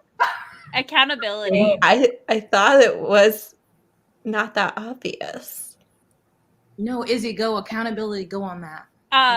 Well, this is a two-sided thing, I think. And Jess, you're probably gonna, I feel like we are very much on the same page on this. It's that they want to hold people accountable when it feels good for them to hold people accountable, not when people, you got to give people grace, right? We all make mistakes. We're all human. Now, once again, though, that does not mean you like let somebody who's like praising Nazis or being terribly racist just run off into the wind and do their thing. That's when we got to be accountable. But also we have to know when like somebody just like said the wrong thing and maybe didn't know, because we quite literally cannot know every single thing. And like it's interesting and who they want to hold accountable. And let's be honest, it's never the white people on Booktube they want to hold accountable. It's everyone else, because like there's, Chandler Ainsley still has a channel. She did some shitty shit. Not a small enough white girl will be filming in her car. I will call out every white girl, Bree. It's fine. I'll fight them all for you. We ain't filming the white girl with the minimalist aesthetic. No, never. Never. But like, again, like, they just like, whatevs. But oh, God forbid, somebody else just says something wrong, does the right thing, like apologizes correctly, takes accountability, maybe shows some growth, does their own research, doesn't just rely on people telling them. I don't know. It drives me bonkers, like the accountability situation. And it's a virtue signaling. They want to be like, look at me, I'm holding somebody accountable. And then they just, I feel like some of it, and I feel like some of this is human nature, but for the most part, it's like, if I like you, then obviously you didn't mean that. And if I don't like you, well, I always knew there was something off about you, and I'm not surprised. Like, I feel like totally. that's kind of it. It is. Not to be the ignorant one. This is the second time I've heard virtual singling signage. What's that? It's where I say Black Lives Matter and post the black square and don't actually care anything about it beyond that day. I just want you to know that I'm a good person. It's performative activism, right? Like, let me retweet the Black people saying XYZ thing during two summers ago, not last summer, or whatever event, right? Or whoever. And then they're like dead silent the rest of the year. That's it. They retweeted. It's reading Black authors in February, or just posting a stack of books with Black people on the cover and then not reading them in February. Or reading 400 books a year and never touching an author of color. Or that Black romance author readathon. That was the way to get around reading Black romance books, because they were picking up ones by Black authors that were white romance during February. Wait, we go off, Veena. There was that Black romance author readathon, and they said author specifically so that they could recommend you romance books that were white romance written by Black authors. Wait, hold up, pause. Hold up. What y'all not gonna do is come on the internet like this. What I'm hearing is that there's Black folks writing white romance. Yes. There's a lot of them, actually. Yeah, there's actually quite a few, because white people read white people. And that's why 90% of books that are published are by white authors with white characters. And I called it out on Twitter when it happened too. So I can't judge. I guess you got to get your coin, so I can't judge.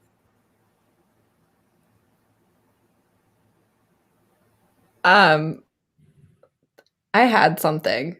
I don't know. Jess, do you have something? This tip for cutting a clip is giving. I'm doing it. You're doing it right now? She's multitasking. We love it. So diversity is also one, but I will pass that one. I will just say they love to talk about creative content or like different content, but then don't watch it. Mm-hmm. So, but it's like it's one of those cyclical things that comes around, like Booktube is just TBRs and hauls and wrap-ups, and like, yeah, because that's what people watch. Then somebody does something, not everybody, sometimes somebody comes with something original and people really flock to it, but then some people try different things and nobody watches it. So like, why would someone be encouraged to continue to put hours in, like, and it's a mixture between doing what you want to do and what gets views. But still, if you get like, normally your videos average 1,000 views, let's say, and you did this really creative thing that usually when it's more creative takes more time to think about, plan, film, edit, and then you get like 200 people to watch it. Like sure, you should do what you love, but also you got to be like, well, there's no point in me putting all this effort into this when people say they want original content and then no one watches it. So that it is obviously everything isn't for everybody, but it's like, why do people? It's again those cyclical conversations. Like, why do you waste your breath saying you don't like TBRs, hauls, wrap-ups? When those consistently get views, but then somebody does something different and it's crickets. I agree with you, Jess, and with Yanni. I feel like a lot of times creative content, it's boring. I'm just like, I don't. Okay, no shade. If you made this video, no shade. But if you are reading by your like personality type, like I do not care. I don't care. I don't like I could not care less. Why would I care? I don't. But you know, it's creative, but I don't care. People I mean, only that's want fair. it from like Lala and very specific creators, and then when those of us who are not as large channels do things like that, they'll be like, what are you doing? I'm not watching this. Again, I think it's a both. Like, you don't have to like everything somebody makes. But I also think this issue comes down to your subscription box. Who are you subscribed to? You maybe need to reevaluate that, because if you're just subscribed to the same big channels or the popular channels of the moment, that's what you're going to see. But if you're subscribed to a variety, you're going to see different stuff. Yep. It's just like, even with the diversity, I feel like you can talk about that in videos too, that Booktube's reading all the same books. And it's like, well, yeah, everyone's going to read the new Sarah J. Maas book because everyone's going to watch it. But it's like, are you subscribed to, like you just said, like if you have different people who read different books, then you will see different things. Because while I did have a lot of Sarah J. Maas, I saw just like on my suggested page, that was not my entire subscription box, because everybody was not reading that book. So it's like, you gotta diversify your, like, who you're watching as well, and that's gonna take more work than just what they're recommending you, because I'm so tired of them recommending the same people. I've been like, do not recommend channel. I'm sick of seeing this one. Give me somebody new. I feel like the best way to find new people to watch is by somebody that you like watching sharing somebody that they like watching. That is 100%. That's how I found Bree. I think somebody shared her video, and then Bree shared like Kim from the Native Lady Book Warrior, and that's how I found her channel. And then somebody,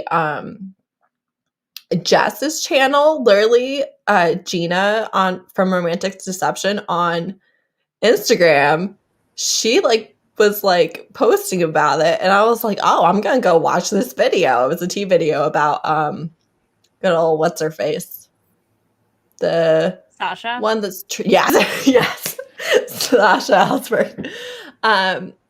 Like all of my favorite people, I feel like I didn't find because YouTube suggested them. I found them because a YouTuber or somebody else was like, hey, they have an amazing video. I feel like we need to also do a better job, and I'm by no means a large booktuber. I'm by no means rolling in the subs, right? But I think we need to do a better job on sharing new booktubers content, which is why I'm like my community tag is really for the streets. It's really not even for me. I swear, I'll be trying to share everybody's stuff. So I just feel like Bree does share a huge amount of videos. I try to make sure I'm always retweeting people I like's content on Twitter.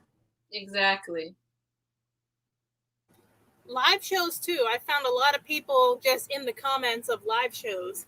That's how I found Heather. That's how I found Bree. Yep.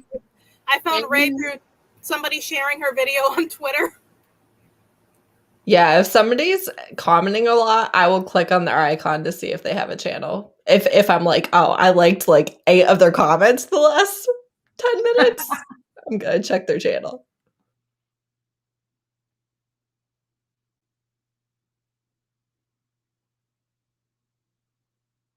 Ray, do you want to tell us what you think Booktube claims they care about but doesn't? Any social justice issue that's ever brought up. Ooh, it's hot. It's lying. A lot of what I've seen. I've only been on Booktube for a little over a year, and a lot of what I've seen has been incredibly performative, and it's frustrating, but at the same time, I'm not surprised.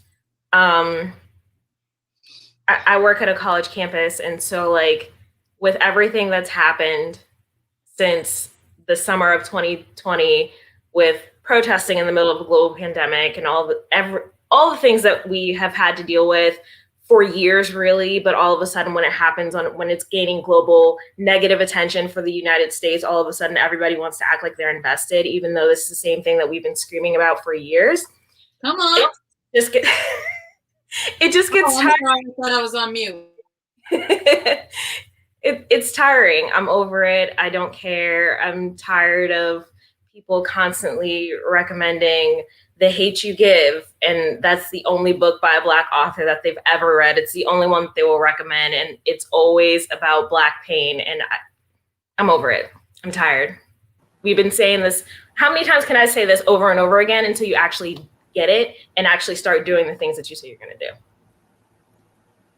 I agree with Ray.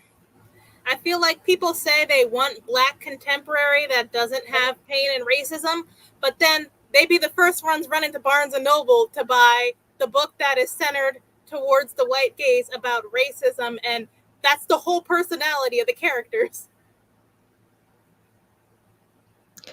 I do see community posts in my subscription, by the way. Like when Bree shares people's videos, I see them in my subscription feed, and I also see other people's posts.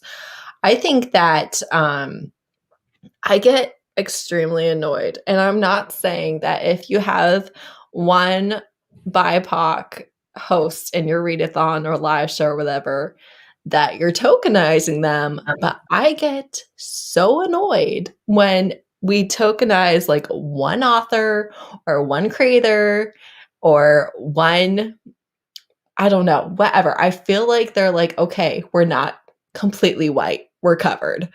And I'm like, and it annoys me too.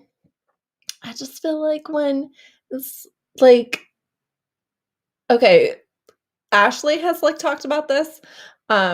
When you like have Beverly Jenkins is the only historical romance author you read that's not white. Or I know even, and I feel like the problem is, and this Mara said in a video years ago that I watched, is Booktube is racist and all of the other isms because we're just a little section of society. We're not better. We're not more morally good or any of the things. We're literally just a reflection of society. You can read a book and be a shitty person. That's just true. And so the idea that Booktube is a more welcoming place or a group of people who care isn't necessarily true. Just because you read a book doesn't make you a good person. Not at all. I'm just tired of there only being room for 3.2 Black people. And if you know, you know. That's the end of my TED Talk.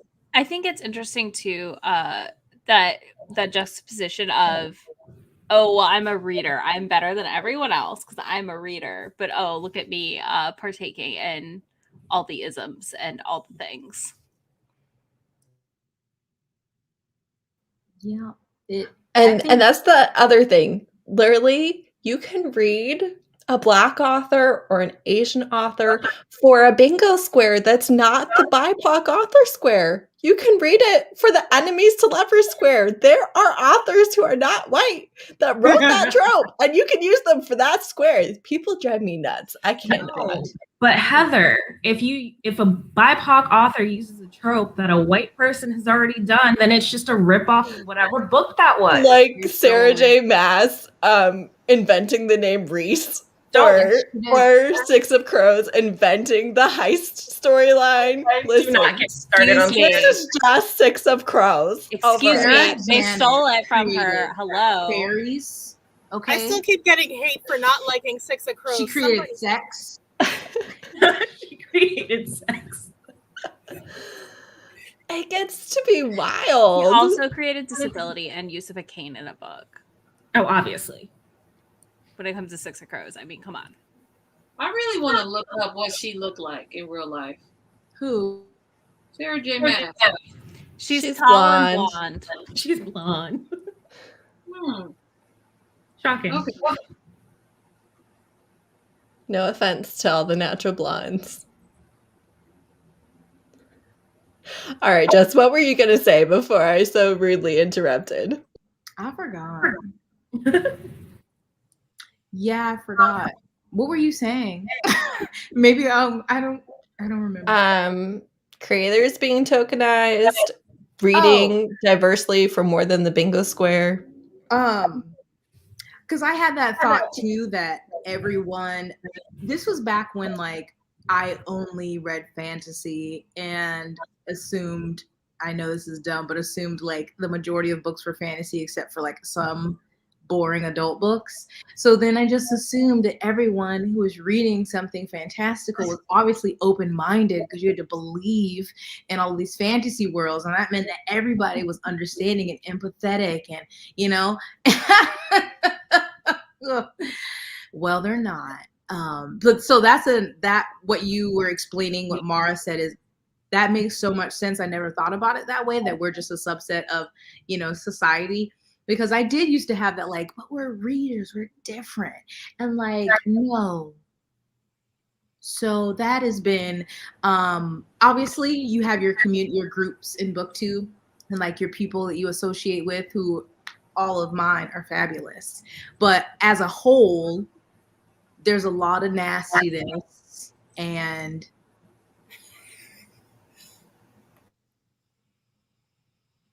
who is that? Oh, do you mean, is that We Be Bookin'? That the one that did the video last year? She knows pain. She had to do IVF. She knows what it's like to that one deal with racism. Is that diverse? What? Okay, there was this creator last year. Her name was Jacqueline. I don't know if it's the same one, but she made a video about, I think it was about George Floyd. It was like the week of George Floyd. And she was like, yeah, I struggle with infertility, so I understand. And then people were like, no, you don't. So then she deleted the video, and then she was like, you're right, I shouldn't have deleted the video. I should have listened and learned and kept the video up. And she had We Be Bookin', right, Izzy, as her channel name, and she was very white, very, very white. And she had a then she like took a break, and then she came back, and then she has a readathon. And all of her co-hosts this year basically were not white, to try and make up for the fact that she is not everybody's favorite person. And she like never acknowledged it. It's just, I don't know if it's the same person, but it sounds like her. I think it is. And that's the shit we're talking about. How is Catholicism anything? Please Are tell they me how. marginalized? God, Are they marginalized? I missed that. I love the desire to be such strong desire to be like a martyr and like the most put down upon when you are of a Christian faith. It's very interesting sometimes to watch that play out. It can be very interesting to hear about how Spare some oppression. it's like, yeah, it's fine. It's fine. I'm not going to get into Baptists. Catholics are all over the world, so I don't know what she was talking about. Literally millions of people. Okay. They're oppressed. It's fine.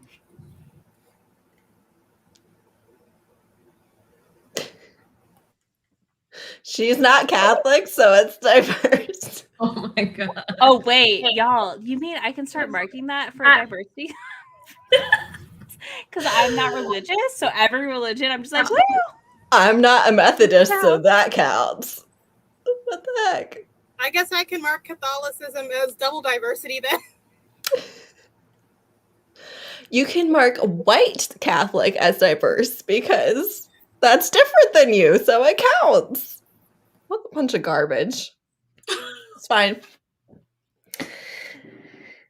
Okay, all right. What about Booktube and reading adult books? Everybody claims they want to be open to reading adult books until it actually comes to reading adult books. Then they can't find any books with people in their 20s, even though that's most of the books on shelf. Is this about people wanting smut and YA? Like, but adult books aren't for me.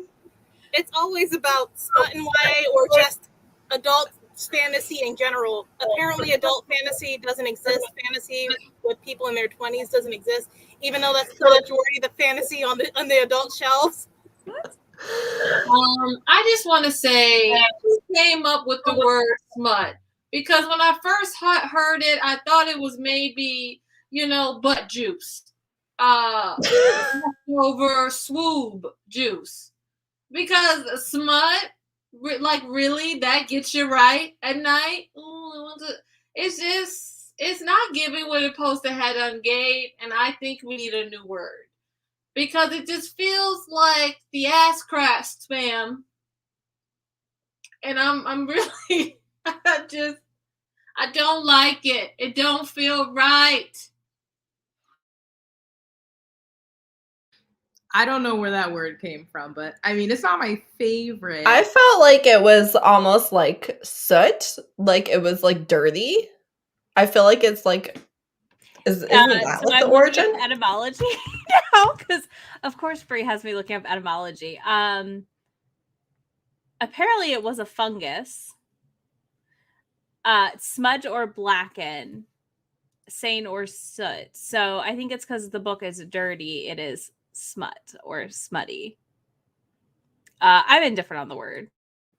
It says it's obscene or pornographic material, including pictures and writing. I think the thing is, I'll take smut over calling it trash or trashy. So there's that too. Apparently, it's kind of a word. I don't understand the argument when it comes to fantasy or romance, because I'm like, but the whole adult section over there is people in their 20s. I have seen the takes that you are talking about, where it's like, I really wish we just had fantasy or had books about people who are in college or done with college but don't have their life figured out yet, because that's where I'm at. And I'm like, You mean everybody? I think my favorite part of that argument is then that we need new adults as a category. Yes. And then I like saw somebody fighting it, and I said, so are we also going to have geriatric literature? and then 40, like, are we just gonna break everything up into age ranges then? Like, and I was just like, I just imagined the bookstore, and I was like, that is a freaking nightmare. They keep moving up the age they want new adult at too. First it was 22, now it's 25, nearing 30. I'm like, y'all know you don't ever have your life figured out. I feel like 18 to like 21 is new adult. They need to stop. I feel like it's college age. Like, that is new adult.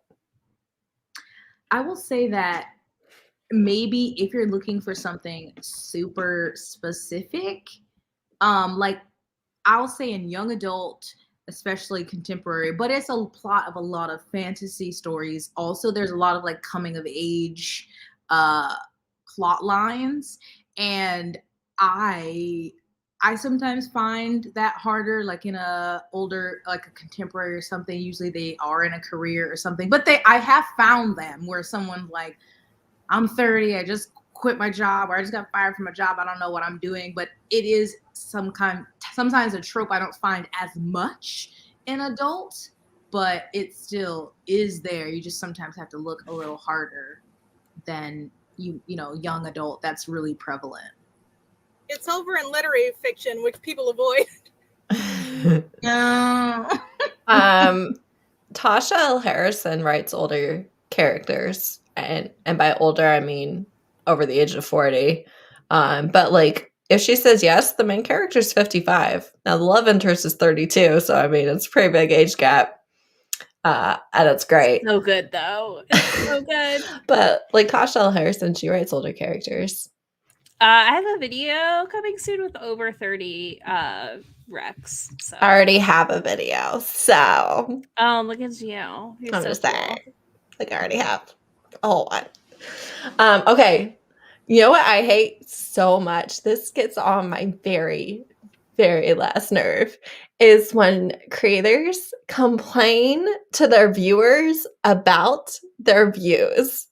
And I'm just like, or when they're like, here's this video again, it's not doing very well. And I'm like, I'm subscribed to you. If I wanted to watch it, I would have watched it the first time. I don't know what to tell you. Like, I don't care about it. That's why I didn't watch it. And maybe other people felt the same way, and that's why it's not doing great. I don't know what to tell you. So Like, cringe. Like, if my video is doing 10 out of 10, I'm not telling you anything. I'm responding You to can the comments promote on the it video. You could literally promote it again without telling me that it's not doing well. Mhm. And I Real. would never know. So do Exactly. that. Don't like it feels like it's like you're begging for someone to go watch your content. And I was like, that's not a good look. Like, Or When this it's over 1,000 views that you're doing that. this offends me too. I don't have a problem. I feel like the smaller you are, the less this bugs me. But people who are like, I'm 7 subscribers away from 800 subscribers, who has 7 friends, and I'm like, what? How are I you hate it so much. those white girls on Twitter? Bree. It's call so them right annoying. I'm like, what? Be interesting, and then I'll want to subscribe to you. I do not want to subscribe to you so you can hit a number. Why would I care? I'm sorry, I Also, don't. Every single one of those people that subscribe to you, for you to hit that milestone, in 2 days they're unsubscribed. Yep. Wait, I'm confused. Say one more time. When you like beg people to subscribe to you, right? And they're like, "Oh, I'll help you hit the milestone." In like 2-3 days, you post your next video. What are they doing? They're clicking unsubscribe and they're leaving.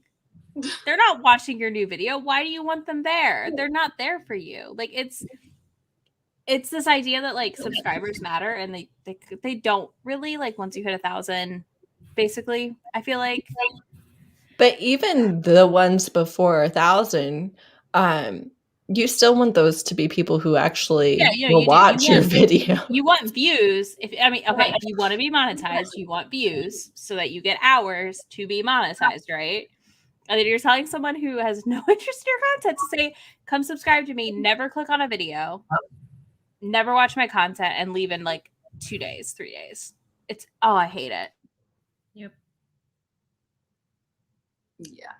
I've seen a super large creator, and I know the average you're supposed to expect is like 10%, I think, of your subscriber count, and has posted like a video like this one flopped, and it's like they have like 300,000 subs, and it's at like 30,000. It's like, well, that's right on target. Like, it's not doing as well as some other videos, but I don't think that's a flop.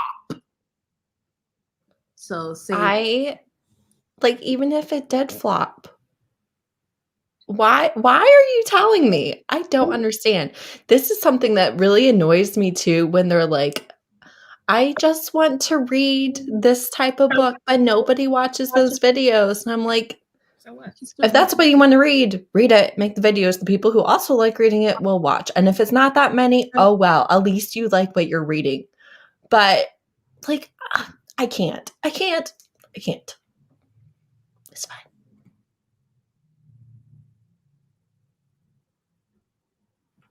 Is there something else like that where it's like the creator venting to the viewers, or complaining to the viewers, or attacking the viewers that Can we bugs just you? say the actual solution to that is you need a group chat with people who are creators that you can go complain to. I am in multiple group chats with various people, and sometimes we just come say like, look at this dumb comment. Yeah. And then we move on with our day and we all make fun of it, and then we're good. Like, you don't need to tell your audience and your like people who want to support you that like, you know what I mean? Like everything. Like, It's we're your weird. friends. Yeah, if the YouTube creator studio is telling me it's bombing, I tell my friend. Or I tell Andrew. I don't like tweet about it. You're like, dang, that one didn't hit like I thought it would. On to the next one. I guess it's different for everyone. It's like, Well, in YouTube Studio, it kind of tells you how your video is doing compared to your recent. That's usually it. It's so rude. But even that, to me, I don't know. It depends on what the video is. Sometimes they might say it's doing 5 out of 10. And I'm still like, oh, I thought I would do a little better. I mean, I feel like any video that is not a 9 or a 10, for me on that list, I'm happy. Even if it's 10 out of 10, honestly, I'm disappointed. But a lot of times it's like a very small number difference in the ranking. Well, I'll notice like too, let's say I post a romance idea monthly, right? Like that always performs really, really well. And then I'll have a video that like is a 9 after. And I'm like, what? And then I was like, oh, wait, hold on. My number 1 is this like unattainable. Like that is my one video every month that does these numbers. So I'm like, of course, this one's going to be way lower than it would have been if I released it later. That right there. I have seen that too. Yeah. It's weird. It's so weird. Why would you better watch? Yeah, the guilting people into watching your channel. I'll be like, okay, I don't want. Plus, I feel like if you're trying new content, like give it a few videos to get some traction. Don't post like one video and like, well, not enough that you watched it, so we won't be doing that again. Yeah, it is really odd. I'll say another thing. I don't, in general, at Booktube viewers, and sometimes it could be creator side, is that like people like to pretend like they don't like negative content, but they love it though. Because, like, that's what gets the most views. So, like, if I'm gushing about this book and it has all these books I read I love that have 5,000 views, but here's this drama that has 30K, which one? Or my second highest viewed video now is my rant on A Court of Silver Flames. So like, just, I don't know why, but people just love to, it's like, oh my God, I just want to be positivity and like, but we love it though. So like, can people just embrace it? I love a good rant. So same. I feel like one rants from me. I'm getting requests now for more rant videos. Do it. You should do that's it. true because on my go ahead. Who's going? No, I think it's me pressing wrong buttons. Oh, okay. Like for me, I don't really know how to understand the studio situation, so I don't really look at anything. But what I've noticed that like my Black classics, my mental health videos, and my Uncle Rick Readathon has the lowest views and does like the worst. But they are what I enjoy doing the most. So I keep doing it. More of the story. That's a good point. Passion. I can see that. I had a video, I never posted it. It was me like gushing over the David Bott trilogy. And I was like, ooh, I never posted it. I wonder if I did, like, because I have a lot of emotion. I feel like you do have a lot of emotion when you're like obsessed and you love something and when you hate something. So I would like, I'm gonna do an experiment. Post it. I would like the results of this experiment. We'll let you know.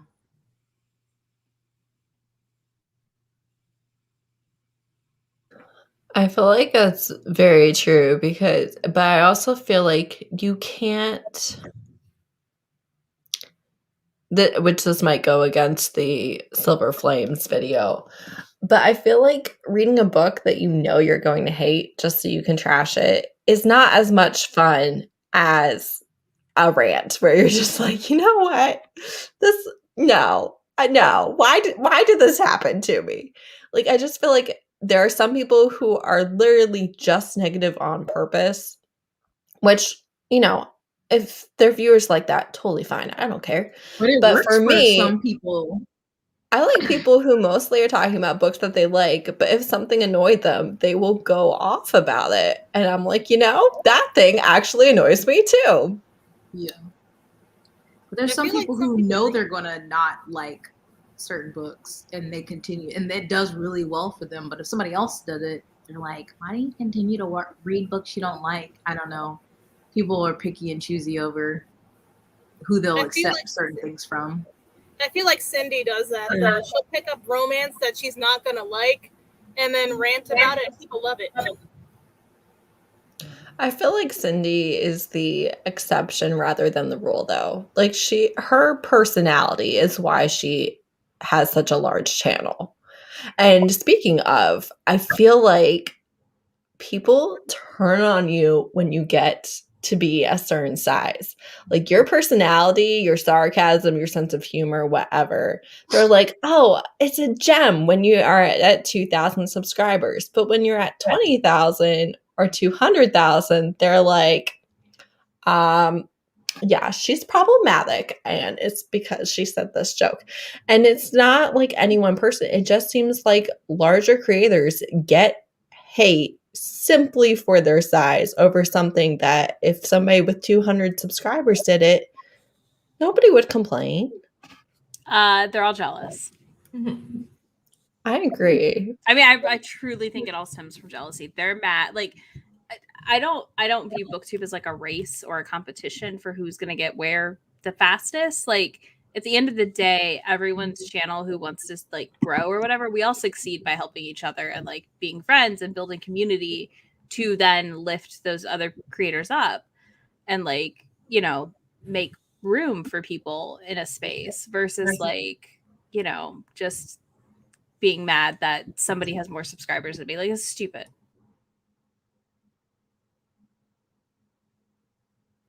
I also feel like genuinely nobody is not going to watch your video because they watch my channel. Like, we don't cancel each other out.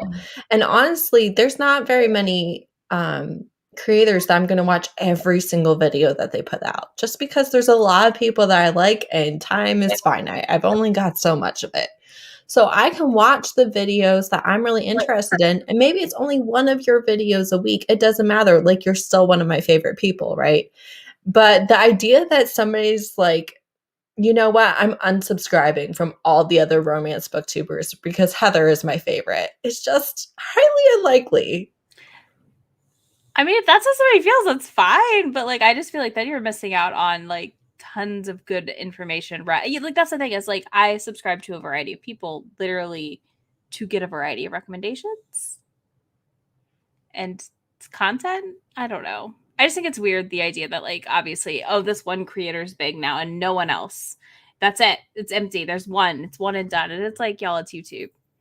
Like, if you got 1,000 subscribers, you got a couple hundred subscribers, you're still doing this, you're one of the few. Because at the end of the day, if you look at the number of accounts made, started, and abandoned in 10, 15 subscribers, literally, not joking, you're one of the few. Good point. Because I started in 2011 and had 2 subscribers for like 2 months, and I said, this ain't for your girl. And I head out and I came back in 2019. So I definitely get that. Was it 2019? 2020? Who knows? We're the chosen ones, I guess. Haha. I love making vlogs. Every vlog I make, I'm like, why is anybody watching this? This is the stupidest thing I've ever made. The funniest vlog you made, Heather, had me on. I was laughing at work and I was like, man, this is how I'm going to get fired. Because you had it, the camera was like, must have been on your counter. And you were just like dragging from one counter to the other to get coffee in your pajamas. And I was like, Heather has had enough. Yeah, that was me pre-coffee. Aaron, that was back in the day. I was like, it's not happening for me. I agree with this for the most part, but I think, for instance, romance, I definitely had some perceptions about romance that were not true. I remember laughing at my sister when I found out that she read like romance novels with the clinch covers. I was like, isn't that like awkward? And she was like, well, honestly, I kind of skim through the sex scenes. I don't really care. I like reading about the couple. But I remember just being like, that doesn't, like, for one thing, I suffer so much from secondhand embarrassment. Like, I'm just like, please don't do anything awkward in front of me. I don't want to see it. But like, I had never tried a romance. I didn't know anything about it. I feel like if you're at the point where you're ready to try a romance, you're going to try it. All right, Ray, do you have anything to say? You're awfully quiet over there. Not a ton. I'm just like reading the comments on the side. And I will say though, I have noticed like as a new romance reader that like romance gets a lot of hate for no reason. Like it's probably like the most frowned upon genre and literally for no reason. And one thing that's interesting is that like the romance genre alone is actually very broad. So I feel like there's literally something for everyone, but like people hate it. And I'm just like, okay, well, that's fine. I mean, if you're only reading Nicholas Sparks, well, that's probably the problem. But because he's not romance. He's not romance. I am also dead inside, but I like romance. I don't know. It's joyful. Romance gets a lot of hate, but then some of the people in Romance Landia look too hard for the hate.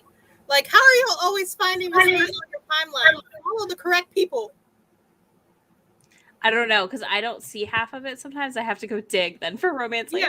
Yeah. And I'm like, no, I almost dodged this. And somebody else subtweet something. I'm like, oh, man, I have to go dig. Like, I'm not talking about Sally Rooney in the next Romance Landia. I don't care. She doesn't need my attention.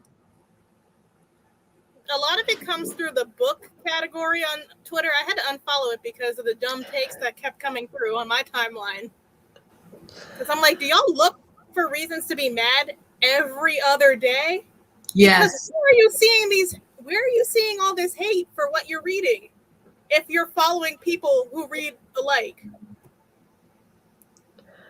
I feel like I've mentioned this a few times. I feel like there are certain white female romance readers who really think that people not being a fan of romance is their martyr moment, and they are just going to go full in on in defense of romance, and this is why we should care, and this is why you're wrong, and this is my persecution. And I'm just like, I mean, it's not like I love when people are like, oh, that's trashy.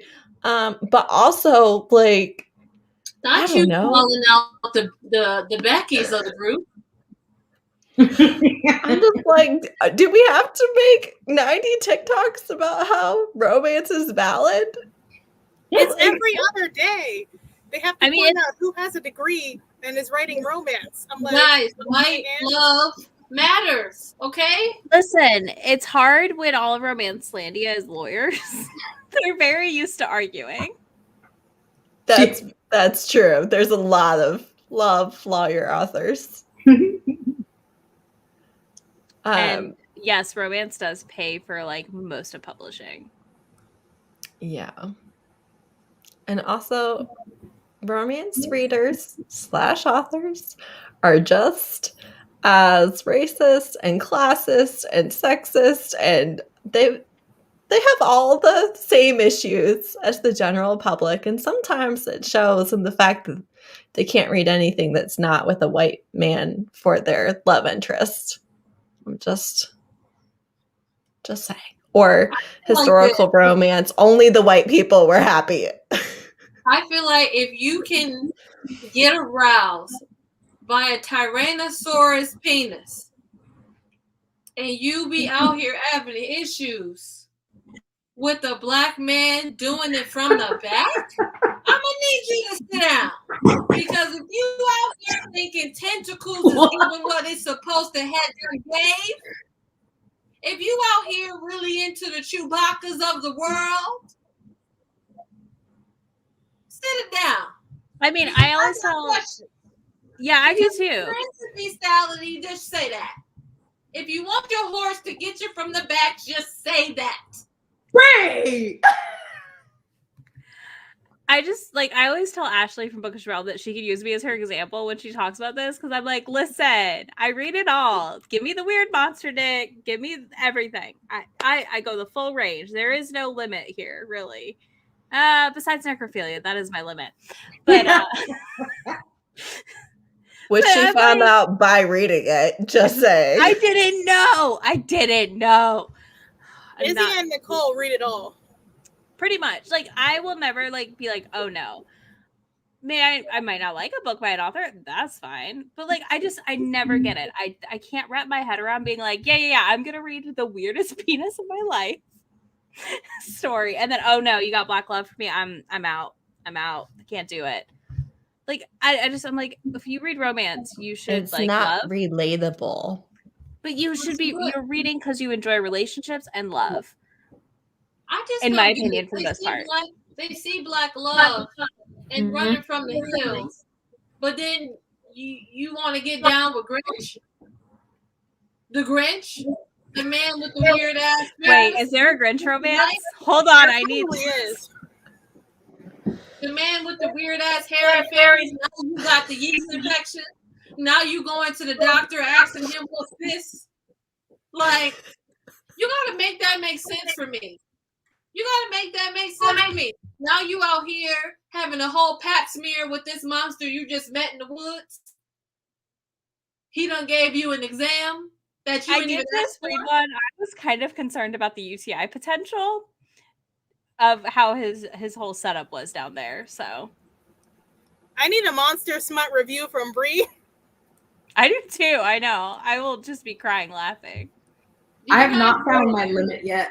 You guys remember when I asked for smutty covers on Twitter? Oh, what? You guys remember when I asked for smutty covers of romance books on Twitter? That's what I want to do. Just rant about what I think the book is based on the cover. Do it. Can we gather some for you to react to? I already did, but all of mine were really good. You didn't say you wanted to. I was like, no, this book is amazing. And the cover is amazing. Listen, they all getting roasted. That's what's happening. Unbelievable, Bree. I will send you the weirdest monster romance covers I can find, Bree. I gave you my best. You didn't tell me you wanted to roast them. I would have given you weird ones. I was just like, even if you liked it, I'm going to find something weird about it and say it. Heather, have you read No Getting Over You yet or not yet? No. It's still sitting on my Kindle. I'm just like... Well, you better message me when you read it, because we got to talk about the penis situation in that book. Okay. All right. Bree, I read some erotic horror for Black Aweenathon. So, I mean, maybe you should get into that. I'm just saying. It's pretty good. I actually made Izzy read some of it, too. It's like demons. Pretty good stuff. Pretty good. There's Hell's Gates. Hell's Gates. That was a weird one. I was like, what is happening? I think it was less weird than the other one, though.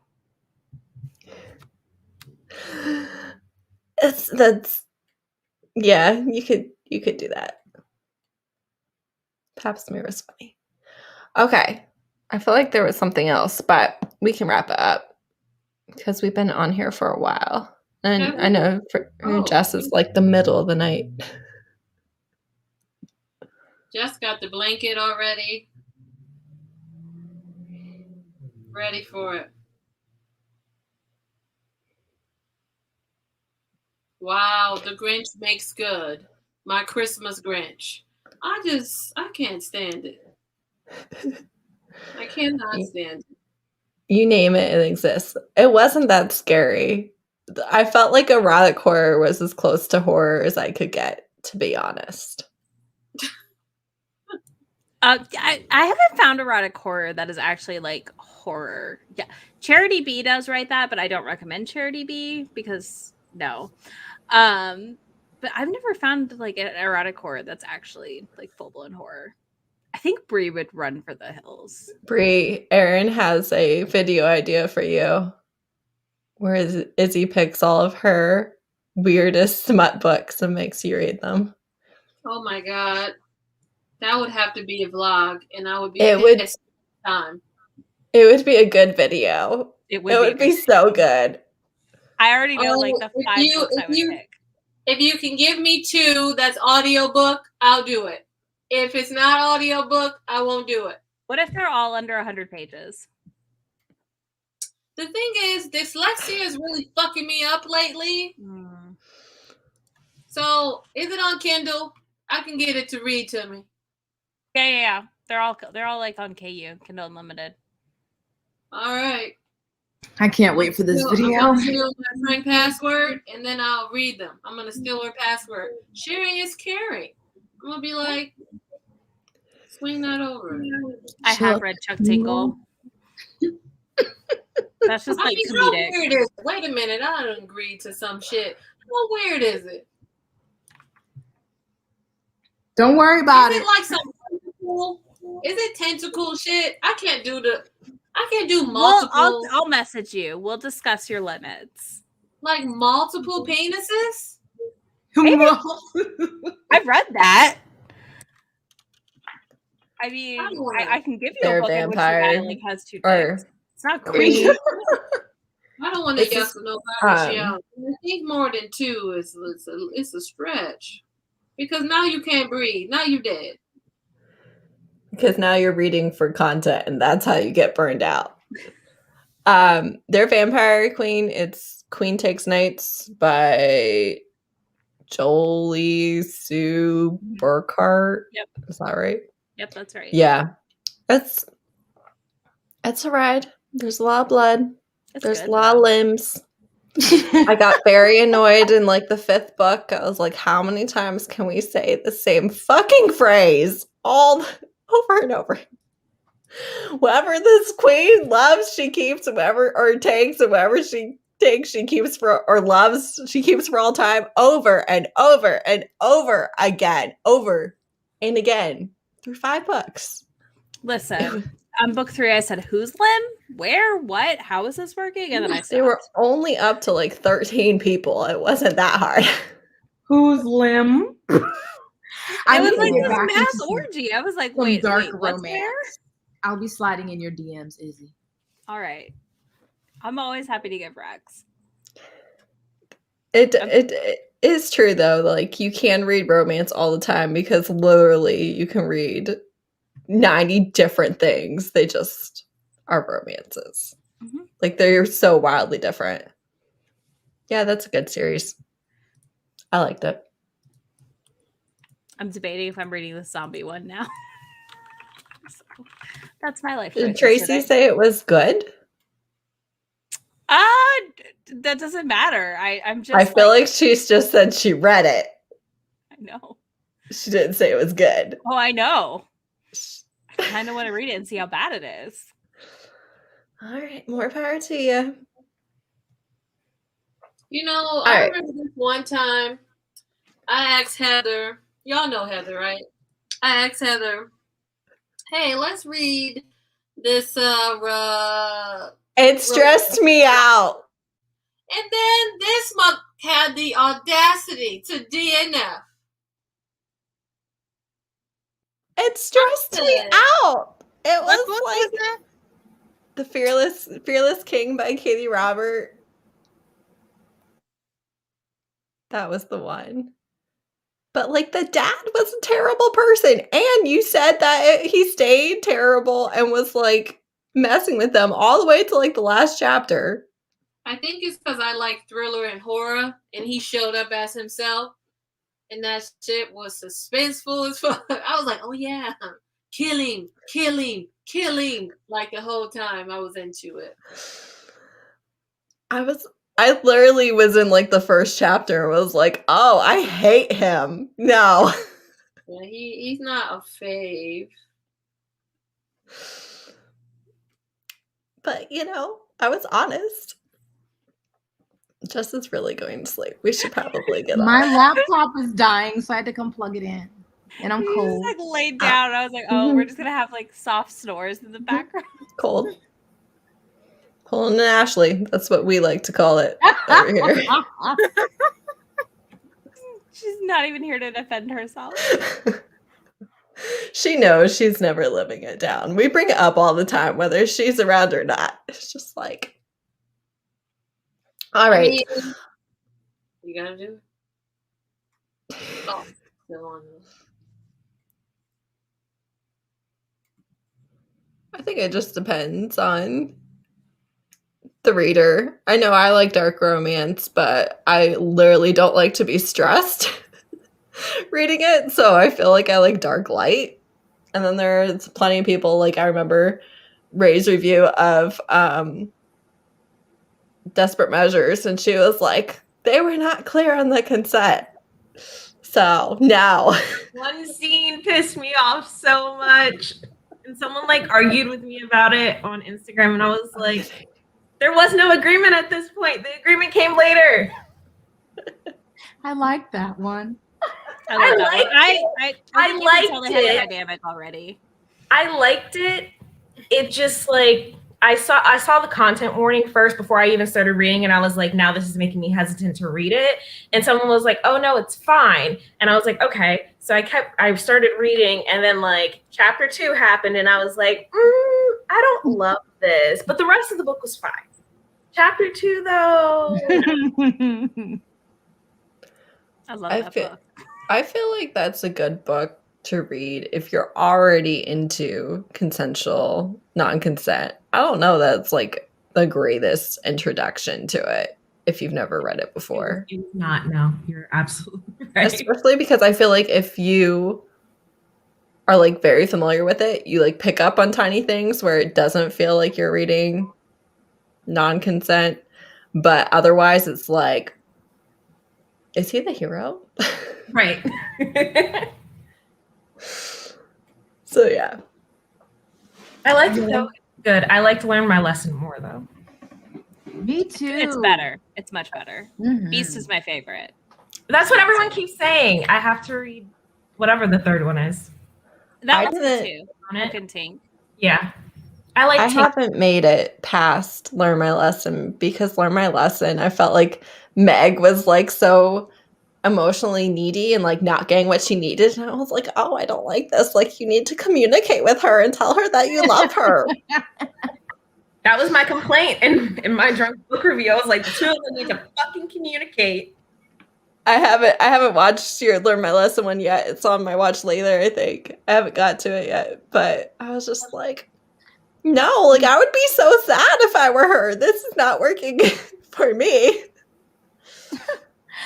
I want to read about some kidnapping, some dark romance. Yeah, I was like, serial killer. Wait, what? I haven't read any Oh. serial killer ones, but I read ones with like the girl was kidnapped. And I was like, ooh. Listen, some people need to die. I don't know what to tell you. And if my romance hero wants to be the one to take them out, I am going to, be there for him when he gets home. That's all I'm saying. I like light and fun romance to read, but then I like watching y'all's reviews of all that dark and crazy stuff. Sometimes I just need to go for the ride of like the bonkers banana pants book. And like, that's what I love about dark romance is like, I know when I dive in, that is what I'm going to get. And I'm like, yes, thank you. This is what I needed. I'm just not taking suggestions for free books anymore from Twitter because those have had the worst sex scenes I've ever read. Uh-oh. After that chocolate-covered pink pocket, I was done. What? What? That's a yeast infection. No. I don't like food mixed with my sex at all. It wasn't food. That was just his nickname for her vagina. Oh, hell no. Absolutely not. Mm-mm. Talking about The Risk by S.T. Abbey. Wait, okay. I have that on my Kindle Unlimited. Is it good? It was really good. I enjoyed it. I give it 4 stars. I've read other books by the author under other pen names, so I expect it to get very complicated. All of her series that I've read, it was like where you ended wasn't anywhere by where you started, and you didn't know what was happening along the way. And I think this one gets pretty wild. But the first book was good. Okay. I think it was solid for a female serial killer book. And Trisha Wolf's duology that I cannot think of the name of, the Harley Joker one, basically. That's a good one to try if you want a serial killer. Okay. I know which one you're talking about, and I still haven't read it, and I can't think of the title. It's Born Darkly. I had to Google. I was like, I know I read it. Yeah, that's on my Kindle Unlimited too. Yeah, that one's a good one. Bree from 11 Words loves that one. Like a lot. I also I need to read the sequel still, but it was really good, the first one. There you go. Trust my recommendation source has spoken. You still have trash taste. That's fine. My taste is just not mainstream. Okay. You just don't understand. You don't understand. Heather's like, I'm not like other girls. I'm just saying, I DNF all the popular books, so you know. I followed Heather's advice and DNF'd a book last week, and it was great. I love DNF. Literally, I can't. I get so annoyed. So annoyed. Right now, I'm like 75% through the book, so I feel like I'm gonna finish it, but it's stolen by an alien, Bree from 11 Words. It's like, this is amazing. Listen, okay? I'm not saying it's not, but I'm 75% through, and we're still okay. Okay. All right. Okay. Listen. She's a human. And she just happens to have similarities to this other species. And that species, like the alien species, he's not allowed to bond with them because they are supposed to like share a harem. And his species won't let other males buy their mate, so they'll kill them all. And so what they do in that society is they put that guy to death in front of the female that loves him.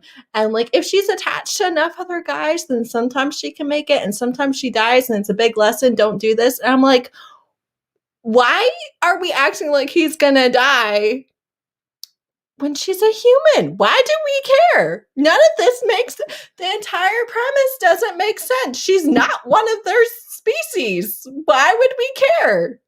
We don't. And obviously he lives, so why are we 75% through the book and still acting like they're going to put him to death for mating with a different species that is not even the species that he's not allowed to mate? It doesn't make sense. DNF it. I'm just like, but do I want to rant though at this point? Like, that's and the problem. it's like, they're even cute together, but I'm like, why? Okay, I hate this. I hate this. When somebody's like, no, you're not allowed to be together, and then they're still not allowed to be together like 90% through the book. No. Go away. All right. I could have finished my last book, but it was the whole he sucked her like an oyster that play with that. Once that started the sex scene, I was done. And that was I think the only sex scene in the book, but I was done. Not him trying to think of an aphrodisiac that's going to lead to young Yeasty. We call her yeast infection on the weekends. What book? Yeah, So I can't say if that works for me. I think it was Open Your Heart by Charisse Hodges. I thought it was going to be a cute bed and breakfast romance with the bodyguard trope, and I'm like, this is boring. And then I finally get to the sex scene, and then I get that, and I'm like, nope, I'm out. I just have to know so I can avoid that, because I will nope out so fast.